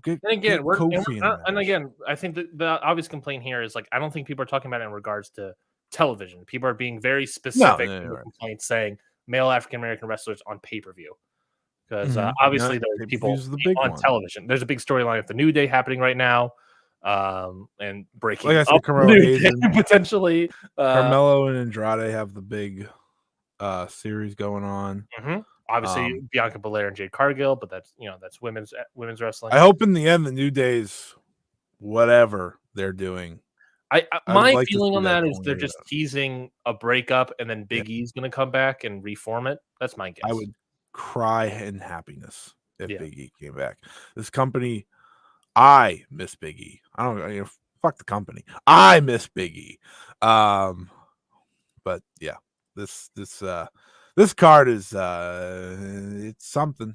Hell in a Cell match: CM Punk versus Drew McIntyre. Not your main event because Roman Reigns is the greatest political wrestler of all time because he never gets blamed. It's awesome. This should be great. I honestly think it'll be great. I think it'll be the best match that they've had. I feel like I said this so many different times. The bracelet's gone. The bracelet's gone. There's no we're focused. It can't affect this match. We're locked in, folks. Come on. I think there's going to be bad blood. I think there's going to be more blood, and in the end, more blood. In the end of all this, I think it's setting up CM Punk to face Gunther at Survivor Series. So I think CM Punk is walking out with the win.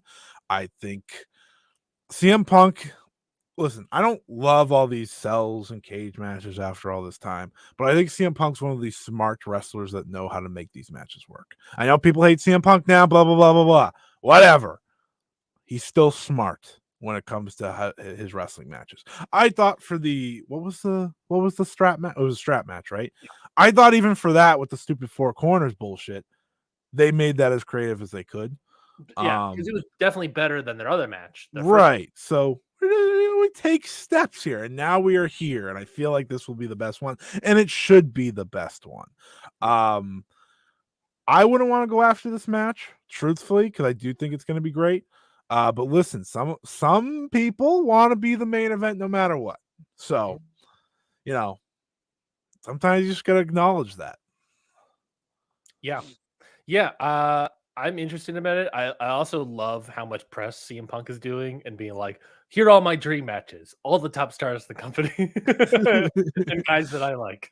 I've watched the promos that they've done the past couple weeks. I think they've really sold this match very well. I am excited about this match. I am interested in it despite the other 2 matches. I am very much interested in this match and what this looks like. Yeah. I am excited to see what it is. I have concerns. I have my usual WWE concerns of will the bracelet show up in some capacity?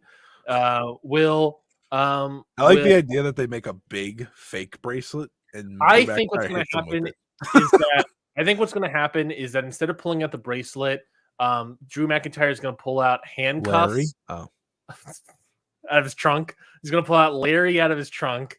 He's going to pull out handcuffs, and the handcuffs have the bracelet. Yeah.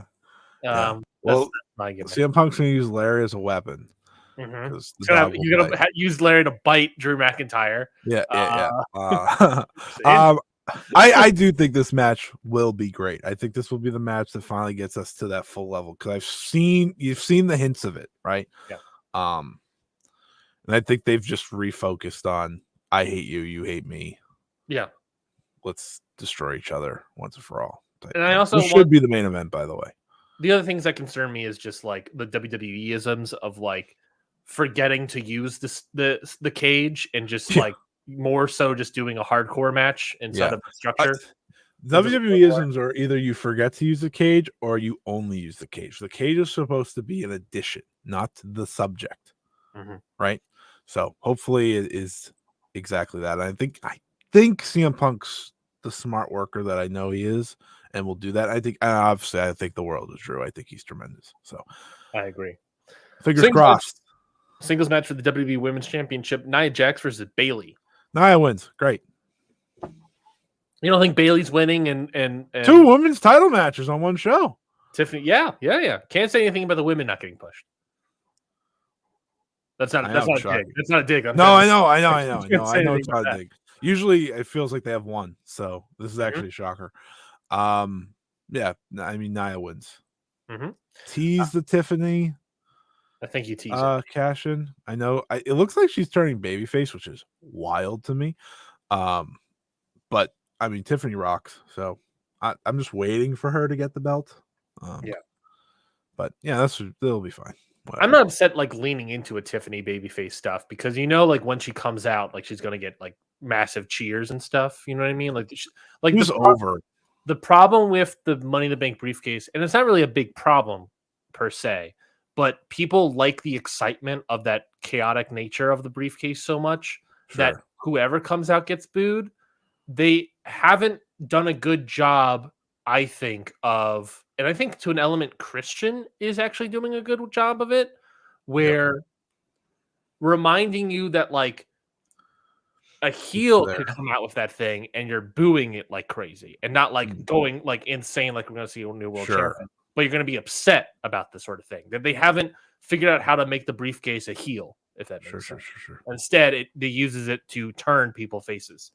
So I think maybe that's part of it. Main event, the only multi-man on the show, Cody Rhodes and Roman Reigns team up versus the Bloodline, Solo Sikoa and Jacob Fatu. Any thoughts on this match? Is Roman Reigns going to turn his back on Cody Rhodes and join the Bloodline, or for some reason, or is Tala Tonga finally going to make his debut?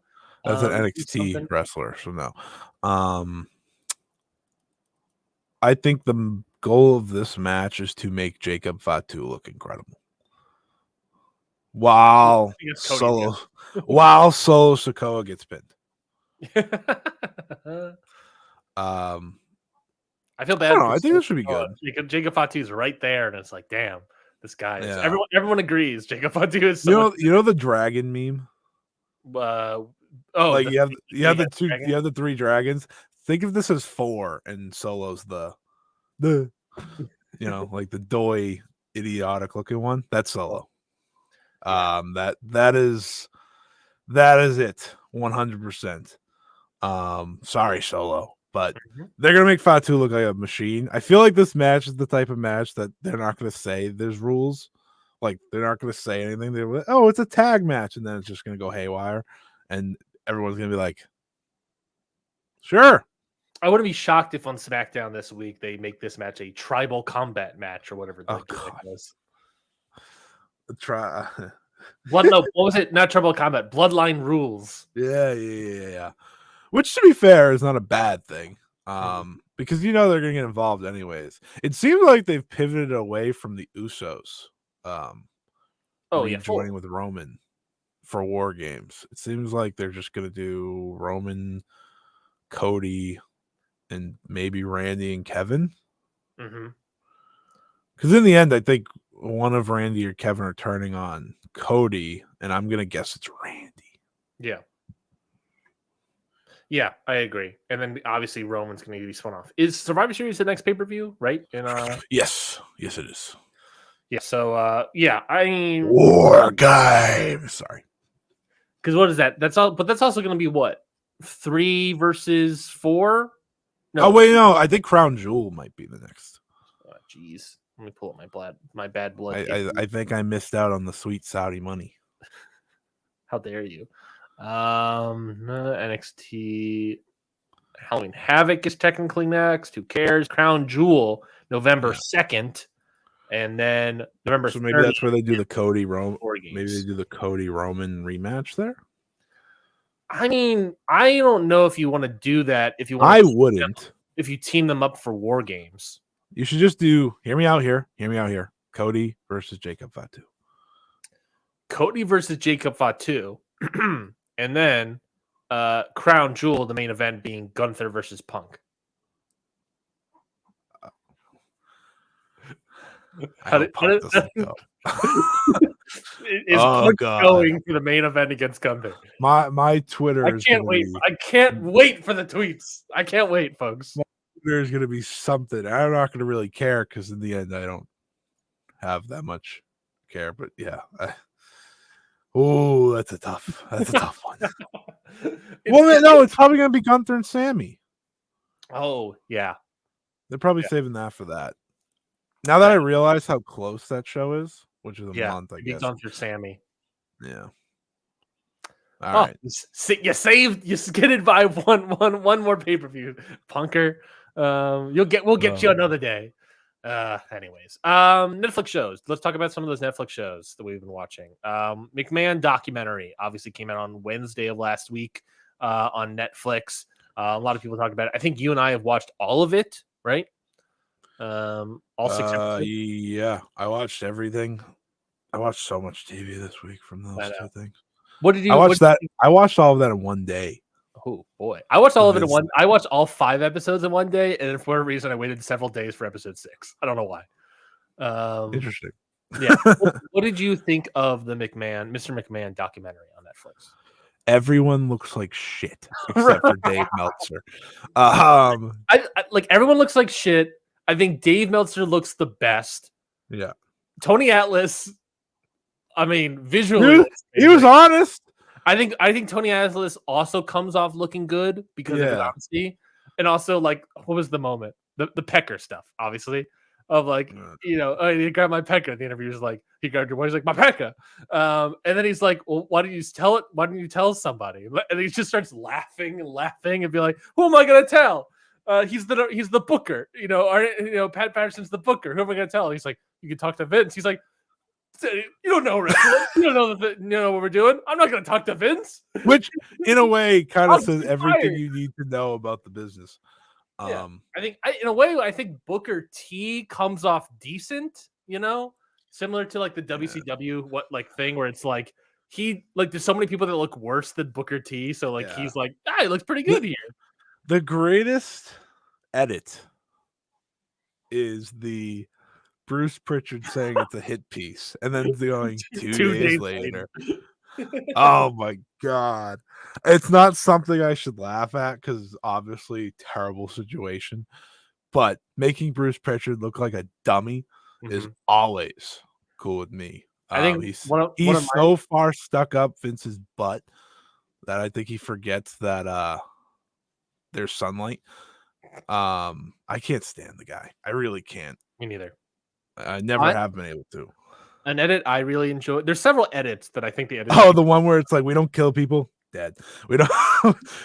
Yeah, we don't kill people. Here's a picture of like Owen or whatever it was. We don't do rape, and then Vince is like, "What do you say, you rapist?" And then we don't show guns, and they cut to the Brian Pillman. I really enjoyed the edit of what is Vince's legacy, and it's like Trish Stratus being like, that's a really good question. Everyone could not answer. Long pause. The worst guy, John Cena. I don't really think I'm the right person to answer that question. It's like, well, you're John Cena. Also, somebody supposed to ask that question too. You're fucking ridiculous. You're all over media nowadays about how you're very defensive and still friends with the guy. Showed up to his birthday, and you're like, I don't think I'm the right guy to answer that question. Come on. What are you talking about? I do think it's very telling though. It's like everyone can't say what Vince's legacy is. Except Tony Atlas and Dave. Yeah. And Hogan as well, I think was the other guy. I understand you gotta have Hogan on these things. You can't tell the history of Vince and WWE without Hogan.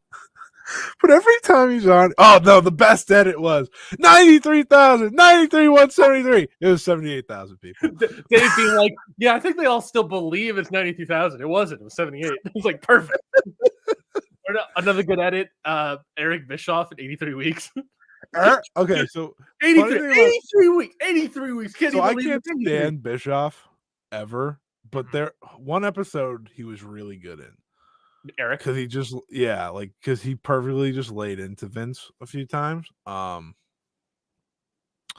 Yeah. Oh god, everyone looks so bad in that. Yeah, I thought Heyman looked horrendous in this. If there's anyone I slightly felt bad for, it was Shane.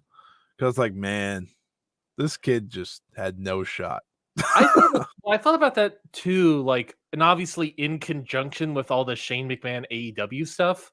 Like this documentary really presents the idea that Shane felt, I guess I'll use the word entitled in a lot of ways. I don't know if I'll fully go to say entitled, but that idea of like, oh, I'm inheriting this company after Vince is gone, right? And then obviously it didn't go that way. He left the company, all these sort of things. Triple H obviously got into power and all these sort of things. But it definitely came off to me that like Shane wants to be a part of the business in a lot of ways, even though he left, and he wants to continue that legacy in a lot of ways. I think he has an element of him where it's like, it's in my blood. I want to do this. And him coming after WrestleMania with his kids and all that sort of stuff was a nice thing. And then in conjunction with all the AEW news, it's like, I don't think he's obviously buying it out from Tony Khan. I don't think that's happening. He can. But the sort of idea of like, he wants to be in the business and AEW is probably the only way where he can be in it. But I also don't want him to get in the business because I think he will try to subvert Tony Khan in a lot of ways because I think that's what McMahons tend to do. So in a lot of ways, I feel bad for Shane McMahon, but it continues the point of like, I don't want him in AEW. Yeah, I said long ago that they can't bring him in. Even if he's the guy I feel for in that family. In some ways I do feel for Stephanie too. You know, it's just like you're in that, you can't get out of that type thing. You're born literally born into it. So you know, there's that. But Shane's he was the most interesting figure to me in the doc in that episode 5. But my biggest takeaway out of anything is Vince McMahon is the worst human being of all time. So, and I don't even think they went hard enough on I don't either. I think that I have some. I know what they were going for. They were trying to hit a middle ground for the hardcore fan and the just someone watching on Netflix. Well, did you hear Bill Simmons' quote about that and what they're trying to, what audience they're trying to capture? On his podcast, he said that like they had no intention to go after the hardcore fan base. They were like, it's a smaller fan base. They know all this stuff. I'm not gonna be able to educate any of them. They already know this stuff, and we won't have the time to show everything. Right. Obviously. I also think. He was like, I want to go after the 100,000 WWE fans that don't know this stuff. Sure. And probably a good thing to do, honestly. So I get that. That's why I say the middle ground, though, because I do think there was like certain things that jump out to a hardcore wrestling fan that like okay.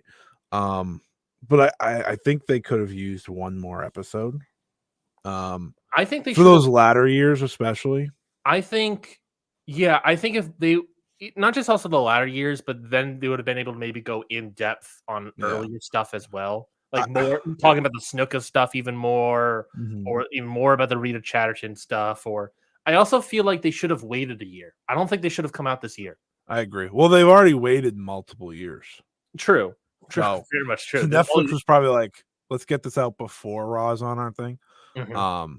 Which I think this documentary almost needed even then more time. I agree because in another episode, I think it was good. I think it could have been really good with more time for sure. Yeah. Because I do think they, from the most part, nailed what they were trying to nail with the series. They named a lot of the. I think the most important part is they named essentially a lot of the, not all. Vince has many wrongdoings, but they named a lot of the big wrongdoings. They didn't, from what I remember. Now again, I watched this all one day. From what I remember, they brought up everything at the very least. Which, if you're trying to hit the either natural WWE audience or just someone that's scrolling Netflix, that's a good thing to hit, so you can learn how much of a scumbag Vince McMahon is. I don't think it was actually everything, but it was a lot of the big. Yeah, a lot of the major ones that maybe some people might have forgot through the years too. Also, I think the most insane thing, which is something that I always wondered, and Brian Gerwitz confirmed to me, is the realization of the Benoit stuff mid Memorial show. Yes. Like the realization of like, oh, he did this. Like that is, and then looking over at the ring and being like, "Uh-oh." yeah. Because I remember 2007 is when I got into wrestling, so I vividly remember all that. I was really into Chris Benoit, and he died, I think, on my birthday or the day or before or after, and I was like, "Oh, that's so bad." And then like a couple of days later, like, "Oh, it's so bad." So like that was really weird to kind of like relive through this, because I feel like, that was just such a crazy time. I think with a series could have been better is a little more truth. But here's the thing. They said it from the get-go. Vince wasn't going to tell the truth. He literally said it at the very first beginning. Line. Hogan, the very first thing Hogan says is that like these wrestlers aren't going to give you everything, and they're going to So like a thing that's established that I don't know if it's established, but they don't connect the dots throughout the series, and they don't remind people, is that every single wrestler, promoter, even like guys that feel more reliable like Tony Atlas, every single wrestler, these are all professional liars. And at a certain point in time, like Dave said with the attendance numbers, they will start believing and living their lies. You have to see every single moment as these wrestlers talking as an unreliable narrator. Even Vince, even so far as Vince's childhood. The only person that's ever talked about Vince's childhood is Vince McMahon, a guy that loves to create stories out of things. Like who knows how much of all his childhood is, and he seemingly lies about it. So yeah, it's all they're all reliable narrators. You really can't believe anybody, and that's why someone like Dave, and I wish there were more Dave-esque figures in here to fact check people. I'm just happy they had Dave. Agreed. Because I think they had Dave, and then like also like I'll take a Brian as well. Dave is great, but they do so many of these like documentaries though, and Dave's not there. So like WCW, Who Killed WCW? No Dave Meltzer whatsoever. Right. So it's like when you have him here, it really benefits. I know a lot of people don't like Dave now, but there's no better historian in the history of professional wrestling. Like he covered Vince's entire career. Correct. Like he's the perfect guy to have for it, and I thought he did a great job. And I think the one other thing I walked out of this is like Vince McMahon somehow is a weirder, more uncomfortable human being than I thought going in. Just like listening to him talk about things and explain the way he thinks and stuff. It's like, what is wrong with this man? Yeah. Obviously a lot. But man, he has to pay a lot for a lot of crimes through a lot of years. And I don't know how anyone could watch this and come out of it with a positive light, because ultimately he made sure not to paint himself in a positive light. No, I think the point I want to bring up, and I tweeted about this, and I really want to bring this up. The beginning of episode 6, the 1-2 punch of episode 6 of where it began and where it ends. with Vince. He opens up saying that, my mind's got 2 computers. I can't do a Vince impression. His mind's got 2 computers. Yeah. I'm thinking about work, and then I'm thinking about the interview, and I can switch on and off what I'm thinking about. And then I got this 3rd computer that's thinking about something completely different. And they ask him what this 3rd computer's thinking about. He's like, something fun, something involving sex, right? They never put it together because they show that like time passes and then the Janelle Grant lawsuit stuff gets unveiled. They filmed these interviews, at least with the Vince interviews and a lot of the other interviews. Seemingly, I believe it. They said there's a graphic that says 2021 in episode 1 with Vince. Yeah. And then by the end, they're in 2022 with Vince. So they filmed this, let's say, as early as mid 2021, obviously late 2021, into mid 2022, because obviously they're unable to talk to him anymore because the Wall Street Journal article goes live in June of 2022. Yeah. He's no longer in the company a little bit after that, and they're no longer able to talk to Vince, right? So mid 2022, right? Yeah.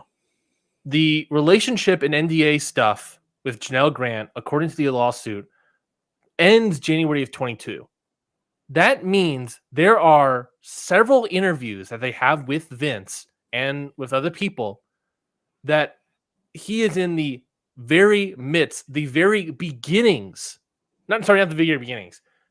He is in the middle of alleged all the assault on Janelle Grant while these interviews are happening. So when he says that line of something fun, something involving about sex, they didn't say this, but I want to make it abundantly clear. Allegedly, I would not be shocked if what he's thinking about is the Janelle Grant stuff. Not the lawsuit stuff, but the Janelle Grant stuff. There is contact with Vince McMahon. I wrote this down when we went over it months ago. As late as February of 2022. When they're presumably still doing all these sort of things. The John Laurinaitis stuff, the physical therapist stuff has long happened at this point. Even during the interviews, John Laurinaitis as late of June 2021, that's all happened. The fecal stuff has already long happened. That was 2020. That happened so long ago. The Brock Lesnar stuff, the quote unquote P video request, December of 2021. This is happening during these interviews. And I don't. This is the first time Brock was named by name. Officially. I mean, yeah. I mean, what? Not a. We knew it was Brock, but yes. First time no. Brock was named in the lawsuit, if I recall. Oh, okay. Because I remember originally his name. Well, I don't know if Brock was named in the lawsuit, but it was definitely named at some point in another Wall Street Journal article that they were able to figure out that one of the wrestlers was Brock. Okay. Well, we knew it was Brock. I was just wondering if this is the first time I heard Brock Lesnar said. But that P video request thing, that's part of it as well. That was December of 2021, according to this. It's a haunting series to watch through. Yeah, and I think one thing that really strikes to me is how many things that I think are missing from this documentary. Yeah. I think a guy that feels like maybe they could have got, I think like Jim Ross is a guy that you could have come on to talk about talent relations. John Laurinaitis is missing from this. It feels like he is someone that could have been involved in this and wasn't. I'm happy he wasn't. But also I would have loved for him to be involved in this, and because he's also part of this lawsuit and doesn't get brought up at all, and he's part of the lawsuit. WWE's part of the lawsuit, and that doesn't really get brought up. It's really just Vince, which is frustrating. I think the lack of female interviews is frustrating. Obviously, I believe Medusa has come out saying that she was offered and didn't do it. Janelle Grant has come out officially said she was offered but didn't do it. And all you get is Wendy Richter, which will be super early and talk about the screw job with her. You get Trish Stratus, who talks about all of this sort of sexual stuff involving her and Vince was designed to get hate on Vince. And then you have the female author talking about, but that was designed to get heat on Vince. But at the same time, it's Vince McMahon having this super hot woman forcibly remove all of her clothes in front of 20,000 people who want to see a hot woman naked. So it's like, it's designed to get heat on Vince, but it's also designed to showcase a hot naked woman on live television in front of 20,000 people. Mm-hmm. And then you have the fourth woman on the show, Stephanie McMahon, daughter of Vince, right? Like, I'm sitting here thinking to myself, you know who's missing in all of this? Like a Bella twin, Becky Lynch, Charlotte Flair, anyone from like modern WWE. Yeah. That in terms of a woman's perspective, that I feel like is just so lost in all of this, especially once the Janelle Grant stuff comes public. It's like there's no modern women here. I mean, maybe you want to give it to Trish, but I wouldn't. Again, a lot of this feels like it was done before it all came out. At least we know it for this year. Most of it was done. Sure. I mean, obviously they only got what, Bruce and Dave back for 2024 interviews. Yeah. So again, that's why more time felt necessary. Another episode just about the Janelle Grant stuff, I think. And I think if this came out a year later, I think they would have been able to. You have a lot more information too. Exactly. Yeah, it's not obviously close to anything perfect documentary or anything, but it highlights the grossness of WWE and Vince McMahon specifically. I would also say so much stuff put towards the history of WWE and not necessarily Vince, especially like 3, 4, and 5 about the Attitude Era, Monday Night Wars, and Ruthless Aggression. Yeah. Like, I don't know why are we? Yeah, I felt like I was watching a history of WWE thing at times, which I guess is Vince's story in many ways because that is Vince. Yeah, I think but I went a little too into it.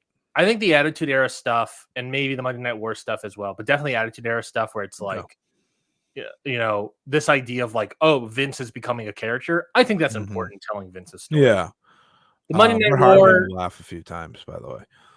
Yeah. The Monday Night War stuff is like, you don't really need this. Ruthless Aggression, I don't understand why you need this at all. No. It was like, other than the Sable stuff, which was also like insane. What was the Vince line? I think it was either about Sable or Rita Chatterton. One that was like Dave was talking about Sable. They reviewed like the whole series in special Observer Radios. Yeah. And he kind of was like hinting at the idea that the reason Brock gets everything he wants has to do with being married to Sable. Oh, really? Interesting. Yeah. And I was like, he's like, obviously like Brock's Brock, but like, you know, that definitely, you know, has something to it as well. I was like, interesting. That's new. He's like, I don't know, but I know, you know, it's like, I don't know, but you know, I kind of. That's interesting. In Dave talk, obviously. Yeah. The line I was going to say was insane. There's like Vince has so many insane lines in this documentary. Most insane to me was just like, I think it was regarding Rita or Sable. I think it might have been Rita.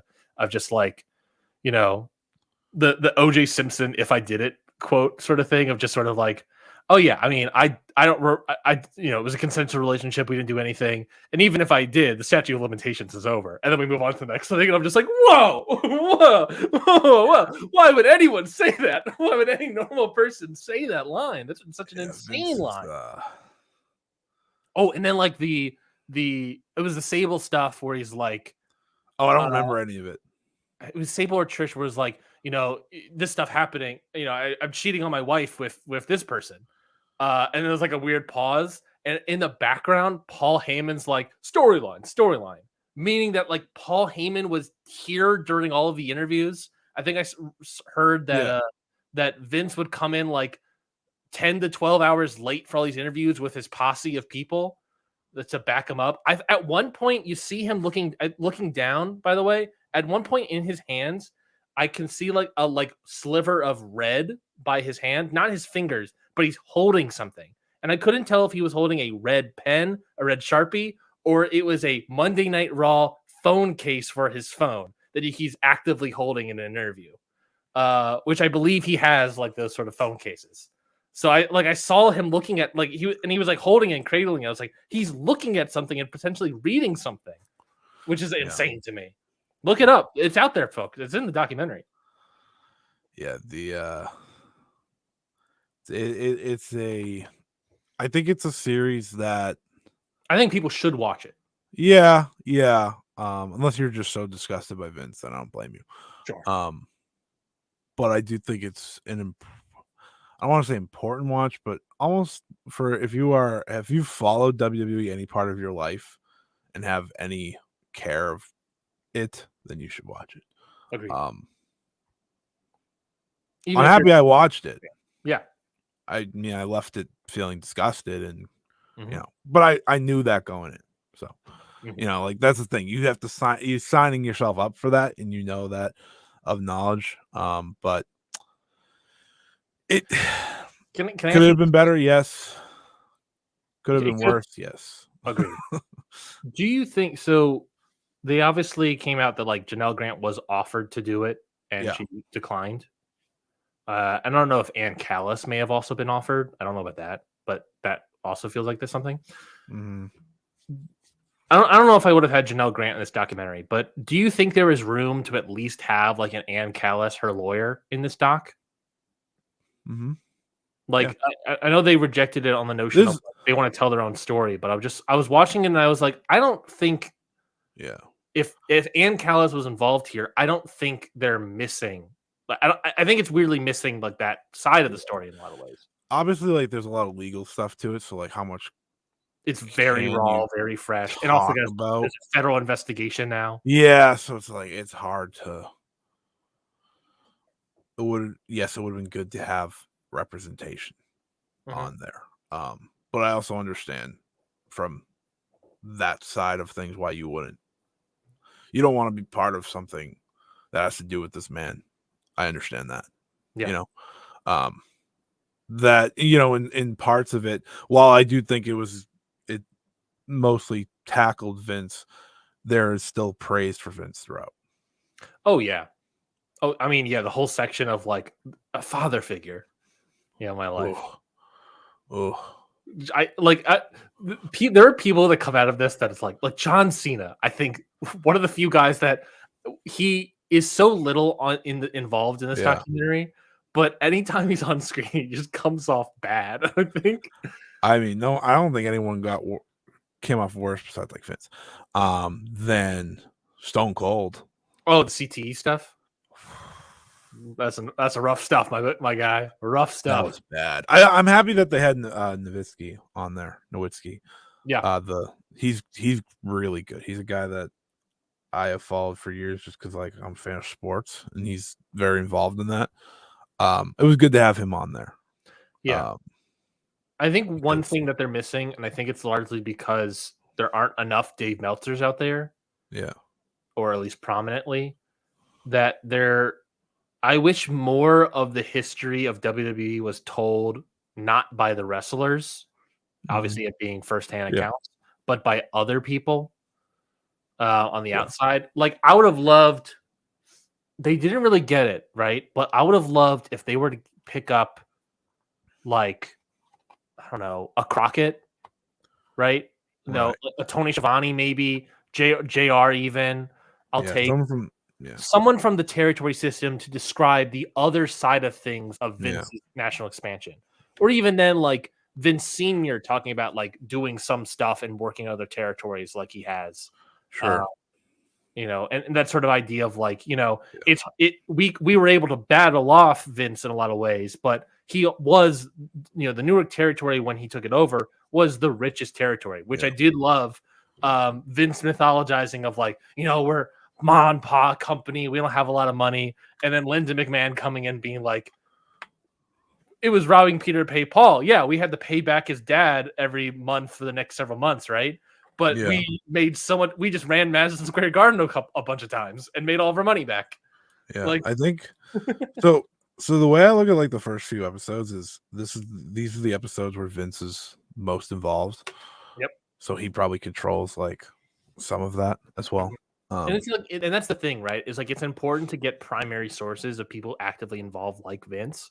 But it's the same thing of like the problem is wrestling's hard to get primary sources. You can get the problem of wrestling is that you can get primary sources of people that lived it, but these are such professional liars that every single one of them is an unreliable narrator. So how reliable are these sources? The history of wrestling is it can't be held up by the ones inside of it because so much of them change the narrative, mythologize stuff. Hogan does it constantly. Undertaker, and all these people do it. Yeah. No, I agree. It's just like the series. I felt after I watched it icky. Sure. I was like, I kind of feel. That's why I watched it all in one day. I was like, I kind of want to just get this over with. Yep. Like, I have to watch it. And it hit the points that I expected it to without getting too much on him, if that makes sense. And when I say that, it's like it could have been so much worse for him, which I do wish it was, because fucking hate that guy. But yeah, I understand who they were going for in the end. So I do want to say, if you like the documentary and not necessarily want more, but if you want something that's extremely similar, especially in like the content of it, Ringmaster is a great book to go out and read. It was a really good book. Ringmaster, Vince McMahon, and the Unmaking of America came out in 2023. It's going to get a lot of the similar stuff. Yeah. Dive in a little bit more. I think it dives into Snuka a lot more than the doc did. So you'll get more stuff. Very easy to dive in. Sort of like timeline context that they give in the documentary. So if you want a little bit deeper thing, I do recommend that book if you want to go check that out. Good to know. Queen of Villains. Any thoughts on that on that? I was going to say documentary. That biopic, I guess it would be. I only watched. I've only watched drama. I've only watched the first 2 episodes because I wanted to watch it with my wife in case she wanted to go watch it, because otherwise I would watch it by myself. And she ended up liking it, but because it's hour-long episodes and she's still at work and doesn't have a lot of time, long episodes. We don't watch all of them. So I'm going at a snail's pace here. But I watched the first 2 episodes. I know you, for a fact, you watch all of it. What do you think of the whole series as a whole? I think it's so wonderful. It's like it's a celebration of a world that I never thought would be celebrated in a Netflix series. Yeah, it's really cool in that way. And it has sent me to, like, I have so many matches that I'm now going to watch. It is like, so when they announced the series, when the series was coming out, I didn't know what to expect, because I think I underestimated the Netflix aspect of it. I was like, I think I underestimated how good of a story they were going to put together. And I know the truths, I know the non-truths of this. And listen, I have no problem with them changing things along the way, because there is a lot of truth there, and ultimately you get to the biggest moments of it's also a biopic, right, all these things, dramatized stuff. It's a drama, it's a TV drama in the end. That is ultimately what they're going for, while based on a true story, getting it out there. They did such an amazing job at highlighting Chigusa Nagayo and Lioness Asuka, and obviously Dump Matsumoto. And the 5th episode is some of the best TV I've legitimately watched, and maybe it's because of my connection and knowledge of what is going on, but it's so well put together after the first 4 episodes that you're just sitting there and, like, it's very emotional, it's very exciting, and I think this series perfectly illustrates the best of what pro wrestling can be. Like, this is a show I walked away from, and I said, this is a show you can show to a non-wrestling fan very easily, because yes, exactly, because there is a sense. Sorry, hold on real quick. My wife, continue. There's an ability to connect to these characters and connect to the wrestlers and the story itself, because and add in the fact that a lot of this is truth, and I think that really turns it up. You know, you learn about the Matsunaga brothers and their gross ways of being bookers, but they're bookers, so like whatever. So it's expected. And you watch Dump Matsumoto go from which guys in the show were the Matsunaga brothers? Which one of the promoters? The is it like the referee trainer dude, and who's the other one? Is it the bald dude or the guy with the long hair? Yeah, the guy with the long hair and the mustache. He's one of them. And then is it the older man that's bald, or the food vendor? The vendor. That's what I thought. Yeah. But they do such a great job at that, and how you go from Jackie Sato and the Beauty Pair to the Crush Gals, and how that created such an incredible wave for the genre, and how I don't know. Have you watched? I'm trying to remember. Have you got to the point where Nagayo and Asuka face each other? Yes, that's episode 2. They have a great match, and right. And Dump goes to, or I guess not Dump at the time, but goes to the booker and says, "I want to wrestle." Right, like that match and how it helped change women's wrestling and how they wanted to set the standard and be different from men's wrestling. I think that's tremendously done. I think,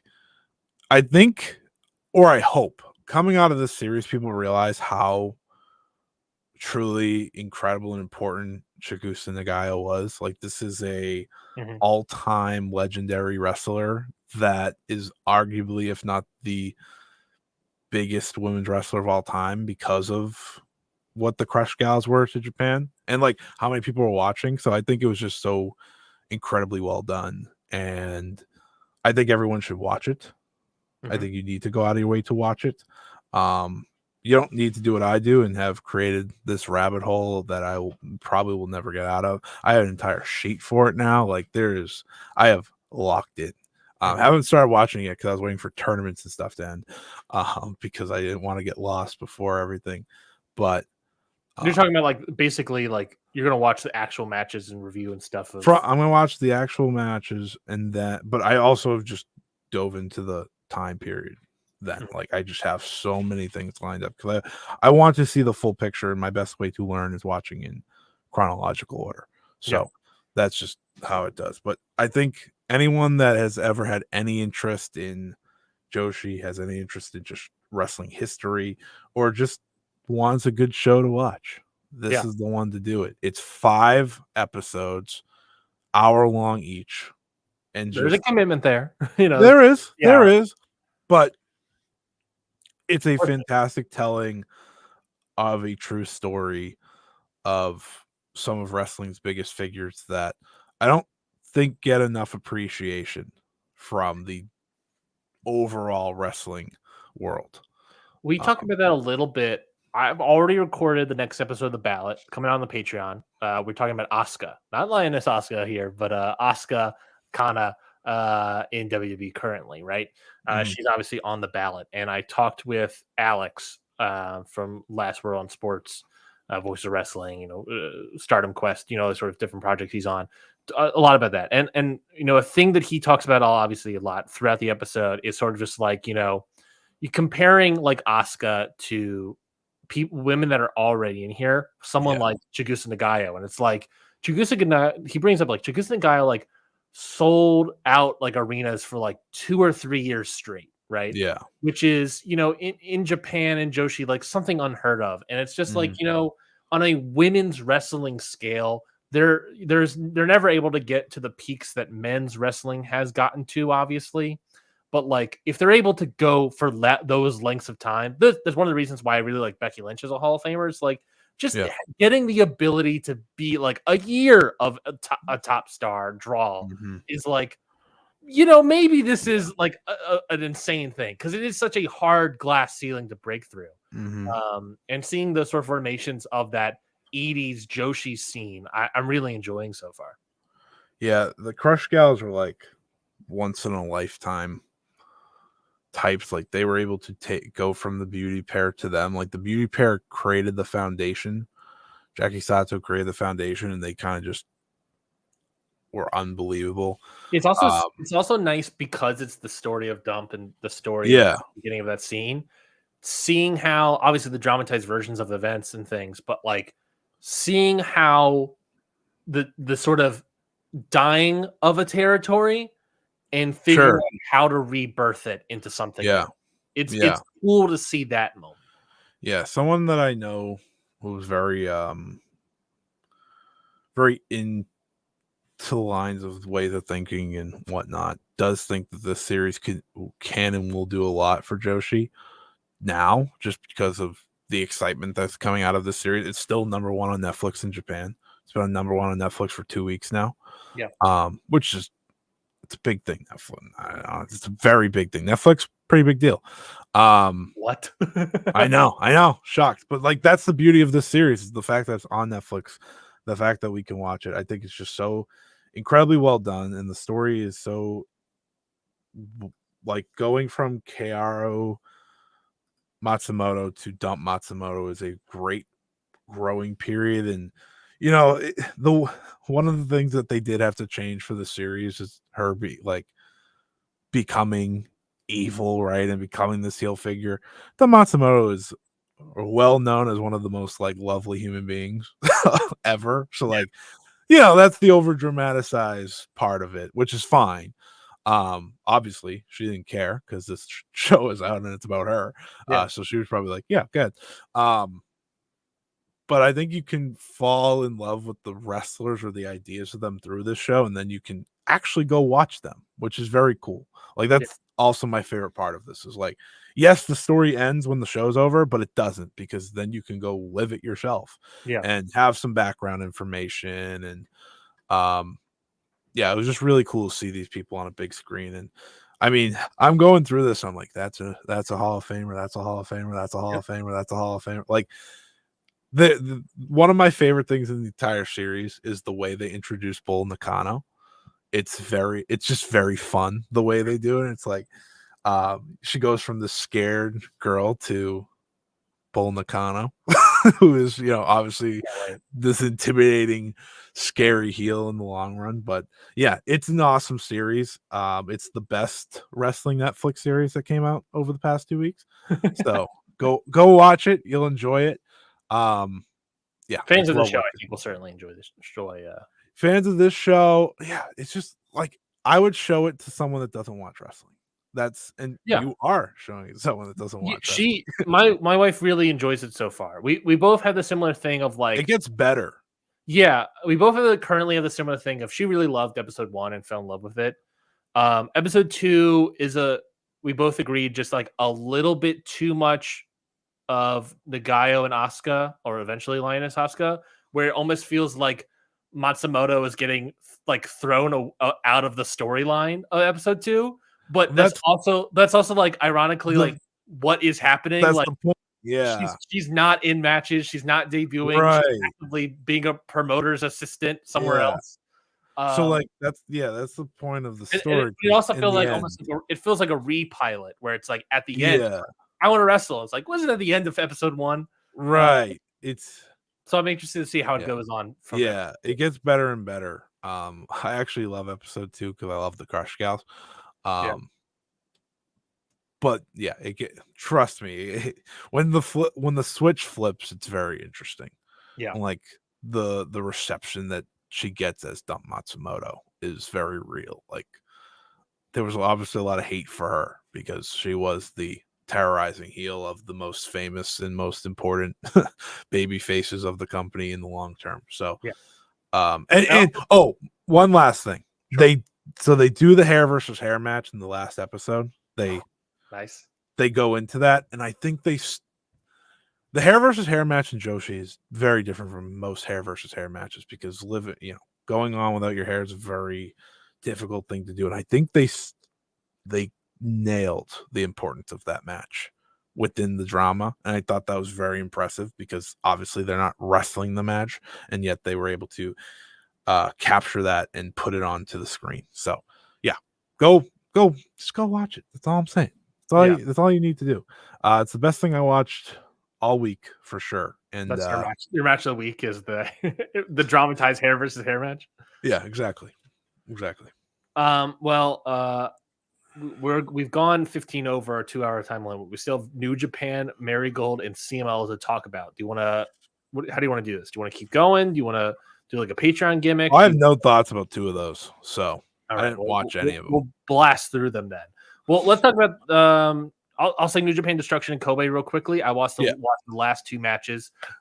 Excuse me, last 2 matches being the Naito Great Okan main event, of course, of title on the line for Tetsuya Naito.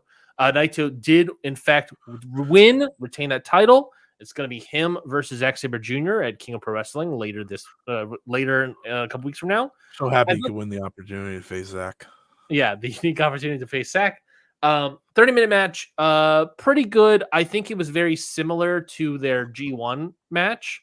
30 minutes. Yeah, it was very similar to their G1 match, but I think because of the extra time and the fact that it was extremely similar, it doesn't hold up as much of the G1 climax match. Sure. Still very good, but not as as great as that match 30 was. minutes is absurd. It's the main events and all these. Yeah, but Great-O-Khan 30 minutes. But like that's what I'm saying. It's like it's Great-O-Khan more of like from the G1 climax, and so it's like interesting. Okay. Yeah, but it's just like it's too much of something similar and too much of the same for 30 minutes. So that's what it's battling. And then the semi-main event, Scotty, when we started this show, even when we started the show, I'll go as far back as then. If I told you that I don't even have to see the rest of the matches, but more than likely the best match on this show is probably a match between a title match between Yoshihashi and David. You're damn right. You're damn right. You would be dumbfounded if I told you that. And at the beginning of Ring Post Radio, not yeah. At the beginning of Ring Post Radio, if I told you that, you'd be like, "No fucking way! Why? Who has the title? Who has the title between the two?" This match was great. This match was legitimately great. David Finlay wins, he retains the title. Yoshihashi was in great form here, and David Finlay was just a little bit above him. You got your dominators from David Finlay. You have great babyface fire from Yoshihashi. Just legitimately like a great match. Like I was thinking like really good, 3 3/4 or something, and then the closing stretch really ups the game for me. This match was great. Highly recommend this match for sure. Minimum 4 stars. As I said, the working man's favorite wrestler, Yoshihashi. Tough because I am not the working man, but I love Yoshihashi. It's my new thing. And again, I'll say it. David Finlay, a super underrated aspect of New Japan this year. David Finlay. If I said a year ago when David Finlay jumped into this heel gimmick and Jay White left for AEW, David Finlay would be the best. That David Finlay would be the better of the two. And I'd be praising David Finlay. You would not believe me, but that is the world we live in. I threw away David Finlay before you did when he first came in. I was like, I'm done with this guy. I believed. He changed himself. He changed himself a little bit, turned it around, became more of like a power guy, and he's nailing it. I think this year he's been great. Underrated. David Finlay, the Redeemer. The only other things I want to give away are spoilery things for us. Shout out to the big man who's back, baby. Ryohei Iwa did debut in here as the member of TMDK. It was Zack Sabre Jr. Kosei Fujita. I'll also say that Shingo defeats Hinare for the never openweight title. You're damn right. And then after the Naito match, I should also say, David Finlay, he got another challenger apparently. I don't remember when the challenge got laid out. It wasn't after the match. It might have been the interviews. David Finlay's next challenger, Hiroki Goto. Yeah! After the main event of Naito and Zack Sabre Jr. Comes out. They talk a little bit. Shingo comes out and says he wants to be in the world title picture. But who comes out to slows his roll and says, no, not yet. You got to get through me because I want your never open weight title. None other than Ryohei Iwa. Yeah! King of Pro Wrestling. Here we come, baby. Yeah, so King of Wrestling, that moves me. That could be, I don't think we officially had a card yet, but we're looking at Zack Sabre Jr. versus Naito, Goto versus Finlay, Oiwa versus Shingo. And we'll see, and my apologies. And we'll have Hiromu versus Mystico. Yeah, damn right. New Japan. Got a pulse all of a sudden, baby. Yeah, that's a hype show. That is a hype show for sure. King of Pro Wrestling. That's gonna be better. That card might be better than Wrestle Kingdom. Pretty good card. Take right off the rip. Pretty good card. I mean, we'll obviously see how Wrestle Kingdom turns out. Still, I don't think anyone knows. But yeah, Gato probably doesn't even know. October 14th, Ryogoku Corrigan Hall. So we'll see. Just call it Road to Wrestle Dynasty. Sorry. Yeah, we'll see. We'll see how that plays out. But yeah, King of Pro Wrestling, definitely check that out. Marigold, Do you have any thoughts on the Marigold? Marigold, though. Yeah. Finals, of course, Utami versus. Oh, we thought it might be Bozilla, but instead it was Utami versus Mai Sakurai. Yeah, what happened? I had what happened to Bozilla here? She won. Bozilla won. How did we get here? I had the brain blast midway through this show watching the Mai Sakurai win. Yeah, Mai Sakurai elevating Lisa Matsui earlier in the show, like 4 from the top. Elevating is what Rossy Ogawa does with this second spot in the final. He always has. He's put, Micah last year. 2 years ago, it was Tam, so whatever. 3 years ago, it was Momo Watanabe. 4 years ago, it was Hameka. 5 years ago, it was Konami. Like, the idea of it is to bump them up without making them the main event / the world champion. It's to get them to a level where you believe in them more and you trust in them more. Especially and that's what he did. Especially when it's obvious who's winning. Right. Why and not? Why not bump someone up? They're already. We all know they're going to lose. Right. Whoever's going to face is going to lose. Once Mirai was eliminated from contention, it was like, okay, Tommy's winning. It's a matter of who is she facing in the final. And with Julia gone, and I do think the way Julia had to kind of be rushed out in a way and all the injuries, they are in a spot where they have to elevate just within the roster itself, like in who they have it. And that is what Utami's in the role for. I said this last week. I said it on my show this week.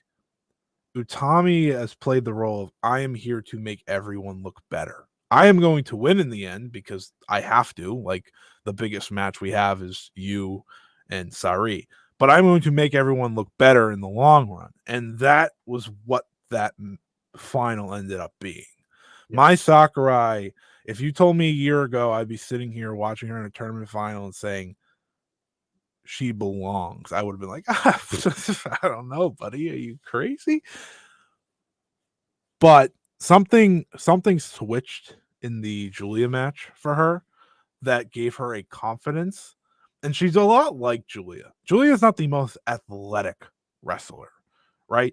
But she goes out there and gives it her all. And I think Mai Sakurai, or the evolved Mai Sakurai in Marigold, is giving it her all.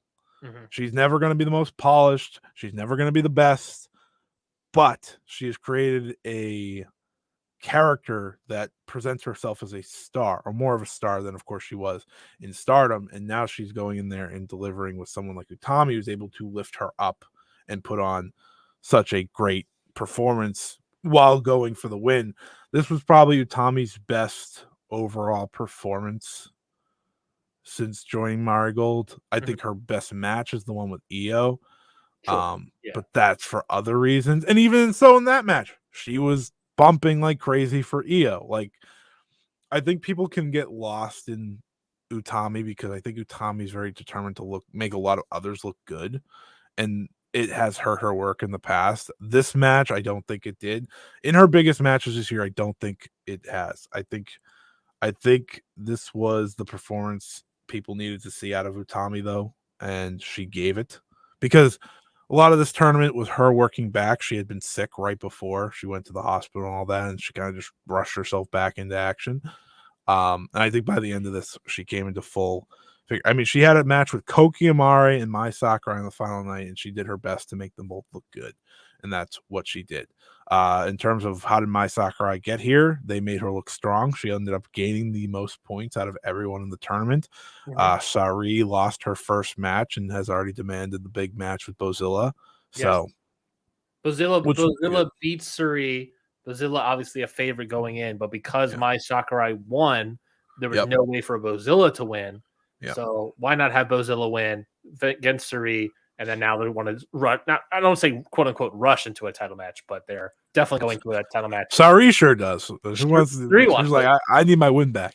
But yeah, it accomplished a lot, and ultimately, I think this tournament concludes as a complete success because a lot of wrestlers gained experience, a lot of wrestlers improved. Not everyone improved, and listen, if you had every single wrestler improve, that would be like Magical. unbelievable. Yeah. But the wrestlers I think you needed to improve the most did. The Kokis of the world that you're pushing clearly. The entire like actress girls yes department coming in. Yeah, they walked into this and walked out of it great. Then you have, you know, the Nanais of the world just putting in an absolute hell of an effort in what could be her last tournament. The way she wrestled, I don't think it should be, but you know, age, you know, you can't beat Father Time, as they say. But I think Nanai could. But yeah, it's an accomplishment because again, I think when you look at this roster, and when I watched this final, I said, this is an indie. This is an independent Joshi promotion full and on. The reason people don't look at it that way is because they're on Wrestle Universe, but that is what they are. They're not run by a big company. Yeah. And it's nice to see they literally left. They all left the company to be independent from the company. Yes, and I think Utami's having probably the best time she's had in a long time. I think, you know, you could just see it in the way she reacts to things. She's always been good at hiding her emotions, but I think like she's finally kind of just showing it. She's just having fun, not having to be in the big spotlight that is Stardom and something like that. I don't even know if it's necessarily the big the spotlight of Stardom, but just sort of like the drama that's all sort of happened in the past year. Yeah. It's like I imagine there's an element of like I'm free of that. You know, we're our own thing. We're gonna do our own thing. I'm gonna do my own thing over here. And she's carrying the torch for the company now. Especially with Julia gone, it's her. You know, it's her and Mirai, and obviously, you know, having Saori around does a lot of good for them as the champion. So yeah, it was good stuff, and I'm happy. I'm happy tournaments are over. I'm tired. I'm so long back-to-back stretch. Yeah. It was a choice to record for them all, but I'm happy I did it. Very different tournaments. I think you can walk away from both of them with very interesting thoughts. I think Stardom's still trying to figure itself out with their current booking. While I watched this Marigold tournament, I was like, yep, no, I know who's booking this. Like everything lines up with previous bookings. And you made a lot of people look strong in the end, which I think is good too. So good tournament as well. And you know, you elevated Mai Sakurai, you elevated Koki Amare, and a lot of other people made strides. That's a win, you know, and Tommy wins in the end. So history wise, it's a good look, obviously. Saori, your first world champion. Utami, your first Dream Star winner. Utami was always the person I thought could have won 2 5-stars. So close enough. Close enough. So what's next? Is it Saori versus Utami or Bozilla? Saori versus Utami. Sorry. Saori versus Bozilla will be next. Okay. I'm thinking they save Utami till first Dream in January. Okay. January 3rd. Have because that's an Oda award. Yeah. To save that up as their sort of big New Year show. Yeah. I think that's probably the best bet, just because, you know, that's your biggest match, and that's going to be your big. You're gonna have 2 major shows, seemingly, with first Dream and Summer Destiny per year. So I think that's going to be the goal. And then you could get Saori 2 defenses in between then. It follows the Stardom Dream Queendom situation as well. More so than, because in previous years before Dream Queendom became a thing, Rossi would just have the title match happen, but I do think he's going to wait it out. And I think that's why Utami won in the end and not like a Mirai, because unless you sign more talent soon, this is your roster. You got to book to the biggest match possible. And this is the biggest match possible. Now you have plenty of time to build it as well. Well, 2 months. You have 2 months. Yeah. So we'll consider it October now. So that's cool. It's nice to see Utami in a featured role as well now. And yeah, pretty good all around from Marigold, which I'm happy a lot of people got accomplishments out of it. So yeah, and I just want to say, I think Victoria Zuki made a lot of good strides as well. Who's the most important person to be making strides. She's very, very important to their future. So great to see, and I'm happy that tournaments are over now. I'm tired. I am tired. I'm done. Good night. And also, like, the first tour for this sort of thing, and this is obviously first year, so you're establishing a lot of like attendance sort of things. I just did the math real quickly. 450 was your average attendance for this Dream Star tour, this tournament. So you have now something to set your goal at 450. Let's see how we do moving forward. Not just in the next tour, but obviously next year. And see how that shapes. They don't run a lot of big venues. No, I was looking through it and I was like, this is not a lot. A lot of big. No, they're not big venues either. They ran the finals in Nagoya. I saw that 685 Nagoya. Yeah, like it's Nagoya. It's whatever, and I think that's good. I think they're trying to just create interest in other parts of the country, not just Tokyo, which a lot of places can fall into. So it was good to see. Yeah, they've already run. This is the third time in the Nagoya International Conference Hall. They ran it in July for 472 people. Main event: Mirai Utami Hayashishita versus Julia and Mai Sakurai. Oh, interesting. That is interesting. And then in June, they had 687 in the same building, so practically the exact same. And that was the first round of tournaments for the United National title. Main event being the 5-limit time limit draw. What a main event! Rai versus Miku Iono. No, wait, no, they because they did a time limit draw main event 15 minutes, and then I guess they restarted for the last time and still did a time limit. Yeah. Yeah, trust me, I saw. I watched every single one. Yeah, so they haven't necessarily grown per se from building over building per se, but I think they're establishing. I think the year is about establishment for me. Yeah, this is. I think. How can you grow year over year per se? Right. It's where are we next year at this time? Yeah, and who's here at this time? Exactly. Things will change in due time. And if you want to be dramatic about it, Stardom hasn't run this building since June, and they had 665 to Marigold's most recent 685. If we want to be dramatic about it. Now, granted, obviously, Stardom ran it in March for the Cinderella tournament. They got 994 in their building, but whatever. So yeah. So interesting stuff here for Marigold. Last bit of news. Here is CMLL Night of Champions show happened on Friday in Arena, Mexico. It was their Night of Champions, so not every title was on the line, but every match was a title match. And it was, I think, a pretty solid show. I don't know how much of this show were you ultimately able to see, Scotty? I only got to see the trios match. The opening trios match? Yeah. Which was good. Yeah, I was asking, what were your thoughts on that opening trios? They're good. It's funny watching like one of these matches open their shows because CML styles, you start off slow and you build to the big stuff in the end. I'm like, you can't do that with Dorada and Neon in a match, but I thought it was good. It was very exciting, and Euphoria gets his payoff for losing his mask. He's now trios champion. Congratulations. I thought it was nice, great opener. Next was the World Mini Australia title. Ultimo Dragon Cito defeats Pierrotito. This match was bad. It was. I've seen 2 7s here on CMLL's thing. I thought it was bad. The crowd never really got into it. I don't think the wrestlers really helped. I didn't think this match was great. I don't think the wrestlers helped. Yeah. Mexican National Tag Team title match. Los Depredadores, Magnus and Ruggiero defeat the Villanos. Villano 3s. Pretty good match, but you know me. Magnus and Ruggiero, I don't give a shit about.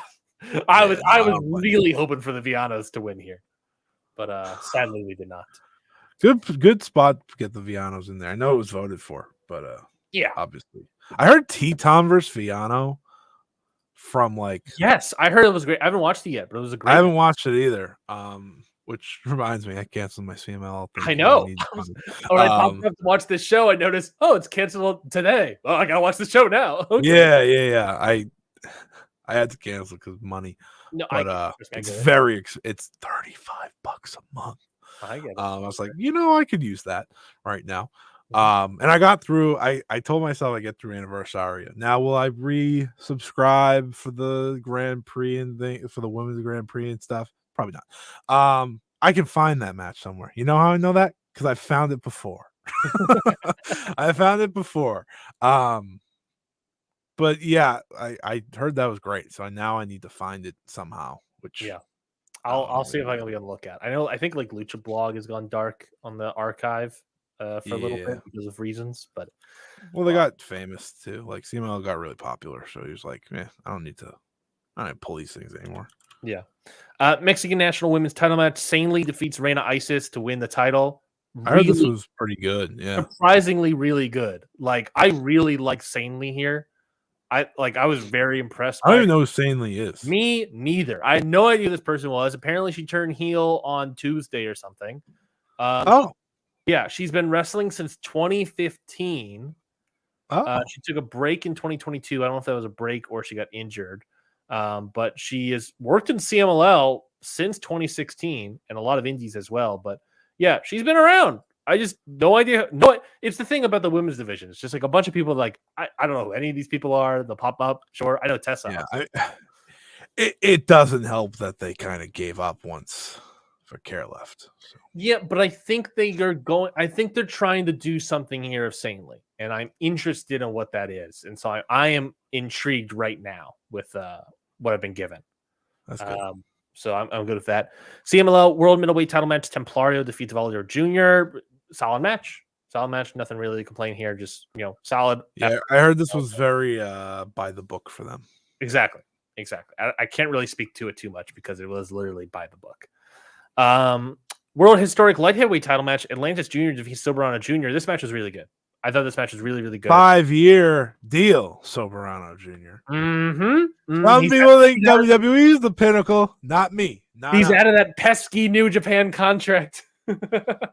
I also hope that this new deal means Soberano Jr. can return to glory. Because, he returned to glory a little bit here. This match was really good. I thought the crowd's behind him, obviously. Crowd freaking loves him. And they hate Atlantis Jr. That certainly helps. But yeah, this match is really, really good. Probably the best match of the night. I can't wait to hear about this main event. So main event, Mexican National Lightweight Title match. Not a bad match. I don't think it was bad. Rayo Metallico defeats Futuro by and winning the title here. I thought it was a solid match. The finish was a top rope-esque sort of crucifix driver, I think it was, but unclear what the thing was. Lucha Blog believes it was an angle, but I'm unclear. Basically, crucifix driver goes down the neck of Futuro. 1, 2, 3 pin. Rayo Metallico wins, celebrates with Averno, I believe, who was there with them. And then they Futuro's not moving, and they cart him out of the arena. I'm gonna assume it's storyline just because I've seen Soberano Jr. carted out about 75 times in the past year. Yeah. So hopefully it is. Hopefully it's fine. Yeah, I haven't seen any updates. Let me check Lucha Blog. I haven't seen any updates regarding if it was a work or not, but it was, they did a good job in selling it if it was certainly a work. Yeah,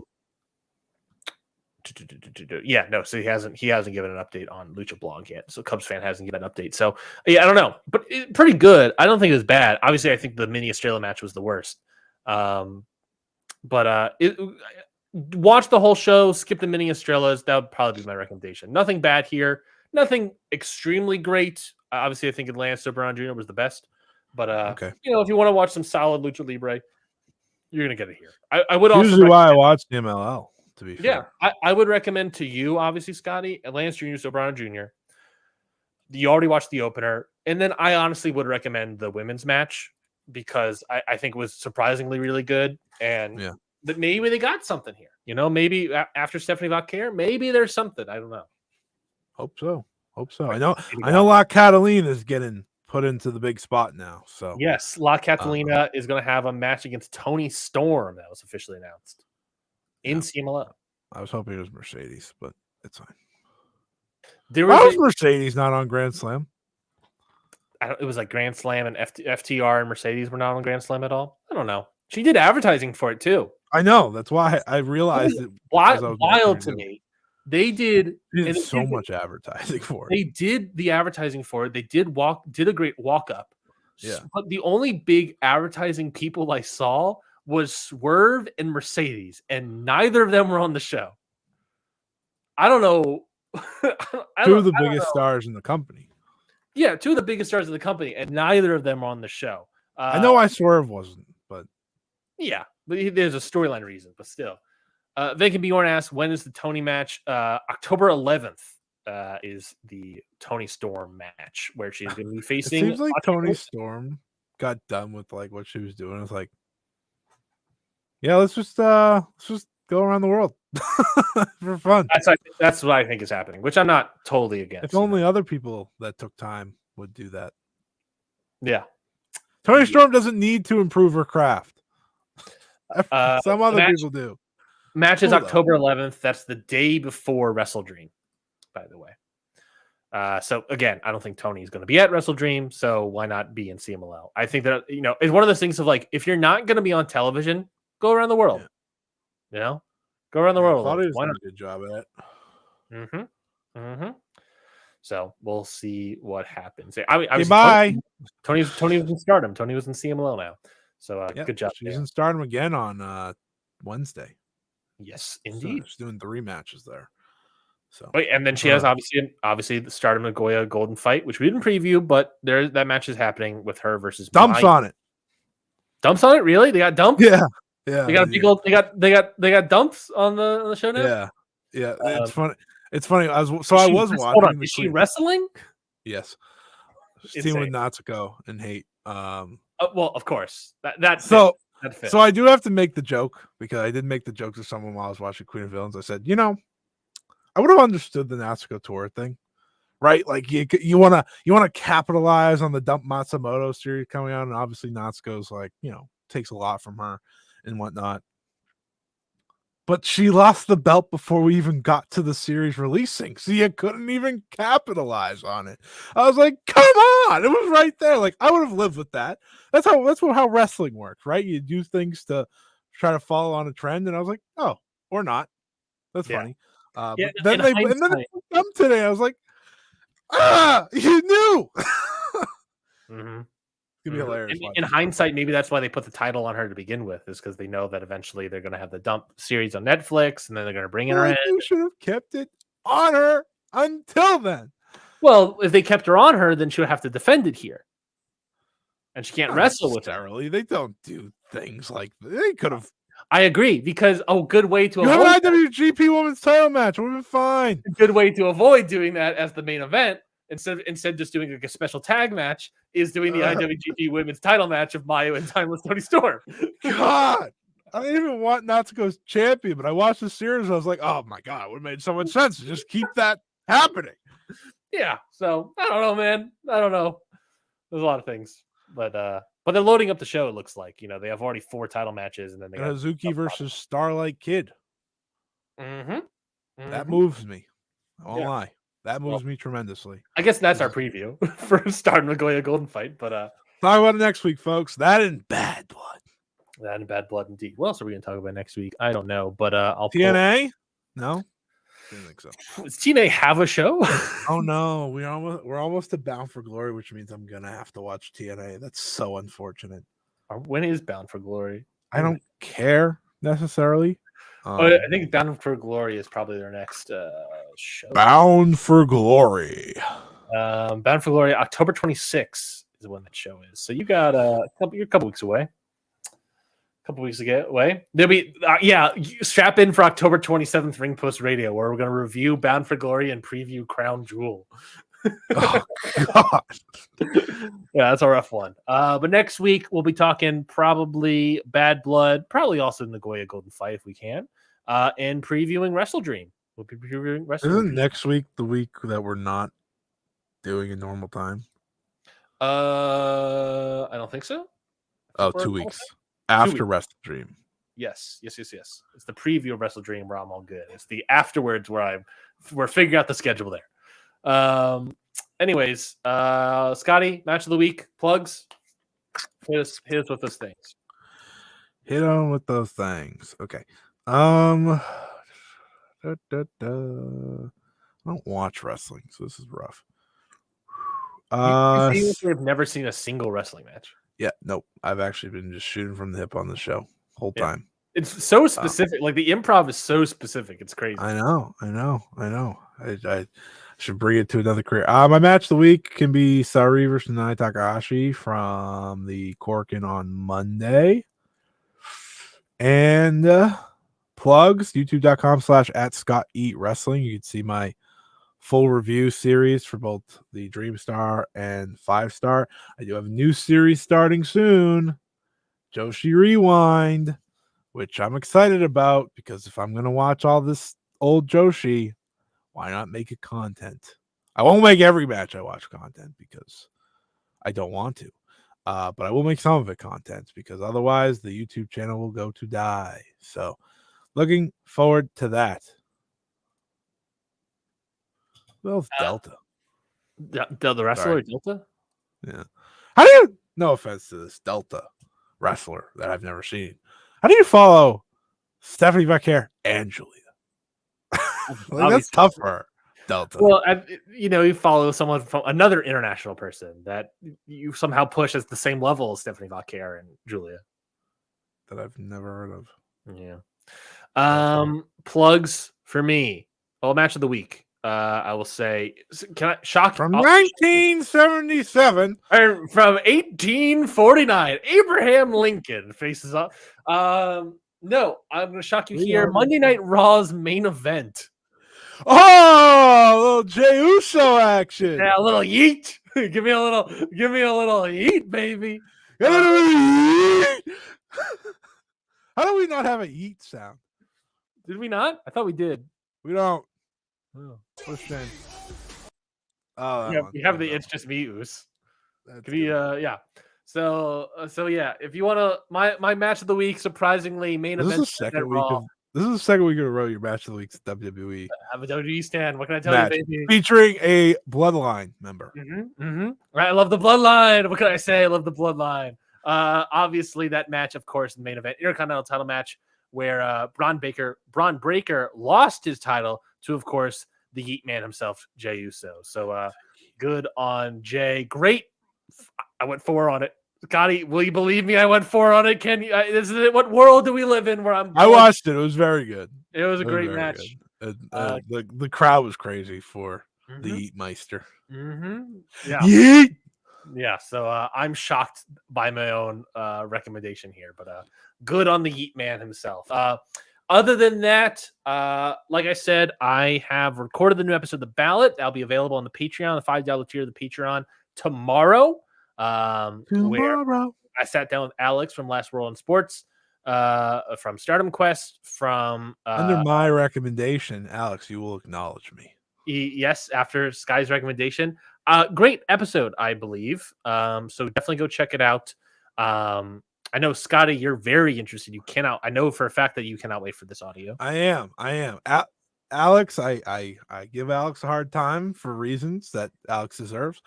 But I do actually believe Alex is fantastic at doing the Wrestling Observer Hall of Fame stuff. So that's why I made the recommendation, because Alex wrote articles past couple years for Rossi, Mako Satomura, and maybe the Beauty Pair, though the Beauty Pair spoke for itself, so I don't know if that was an easy article. I don't know if there was a need for your consideration type thing, like Beauty Pair had to get in. But yeah, Alex is really good at that. So and I knew for what you're going for with that series, talking Kana / Asuka, you need the full scope, which is she wasn't a draw.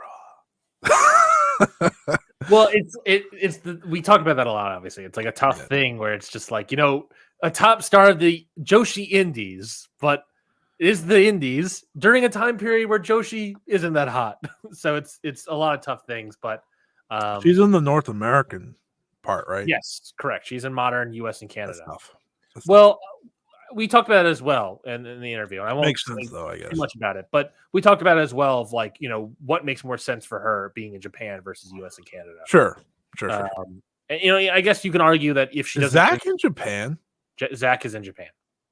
That's what I thought. Zach is in Japan. A weird one. A weird one that makes perfect sense because I mean, someone that like you could also play in rest of the world probably, but I think it's obviously that Japan makes more sense for him. What's also interesting is that there's a good chance that he's becoming the world champion of New Japan during the ballot season where he's on it for the first time. So yeah, very interesting ballot. I'm very excited for Hall of Fame season this time around. My wife's calling me. That means we got to go, folks. Get out of here. Last plug before we go. October means a new quarter. A new quarter means for us on Patreon, we'll have another Ring Post Radio Quarterly. So on Monday, we will do our call for questions for the Ring Post Radio Quarterly Patreon episode where we answer your questions. We'll answer whatever you want. It can be about anything. And we will talk about it and answer those questions. So Monday, tomorrow, even then, if you want to leave questions in the comments, we would also appreciate that on this YouTube video. But at the very least, we'll definitely on like Twitter and all social medias and whatnot. We'll have those spaces where you can put all of your questions in. I was thinking about maybe putting together like an email address that people can email in questions, Scotty. So maybe maybe I can do that real quick before Monday as well. So wherever you want to send in those questions, we'll accept them. And we will eventually, at some point this week, possibly record that Ring Post Radio Quarterly. Obviously, it probably should be sometime this week because I'm going to leave for Maryland shortly. So it should probably be sometime this week, Scotty. But Ring Post Radio Quarterly. We'll ask for those call of questions tomorrow, and we will answer them at some point this week. And we would appreciate it if you send in all your thoughts and questions. Okay, bye. Goodbye, everybody.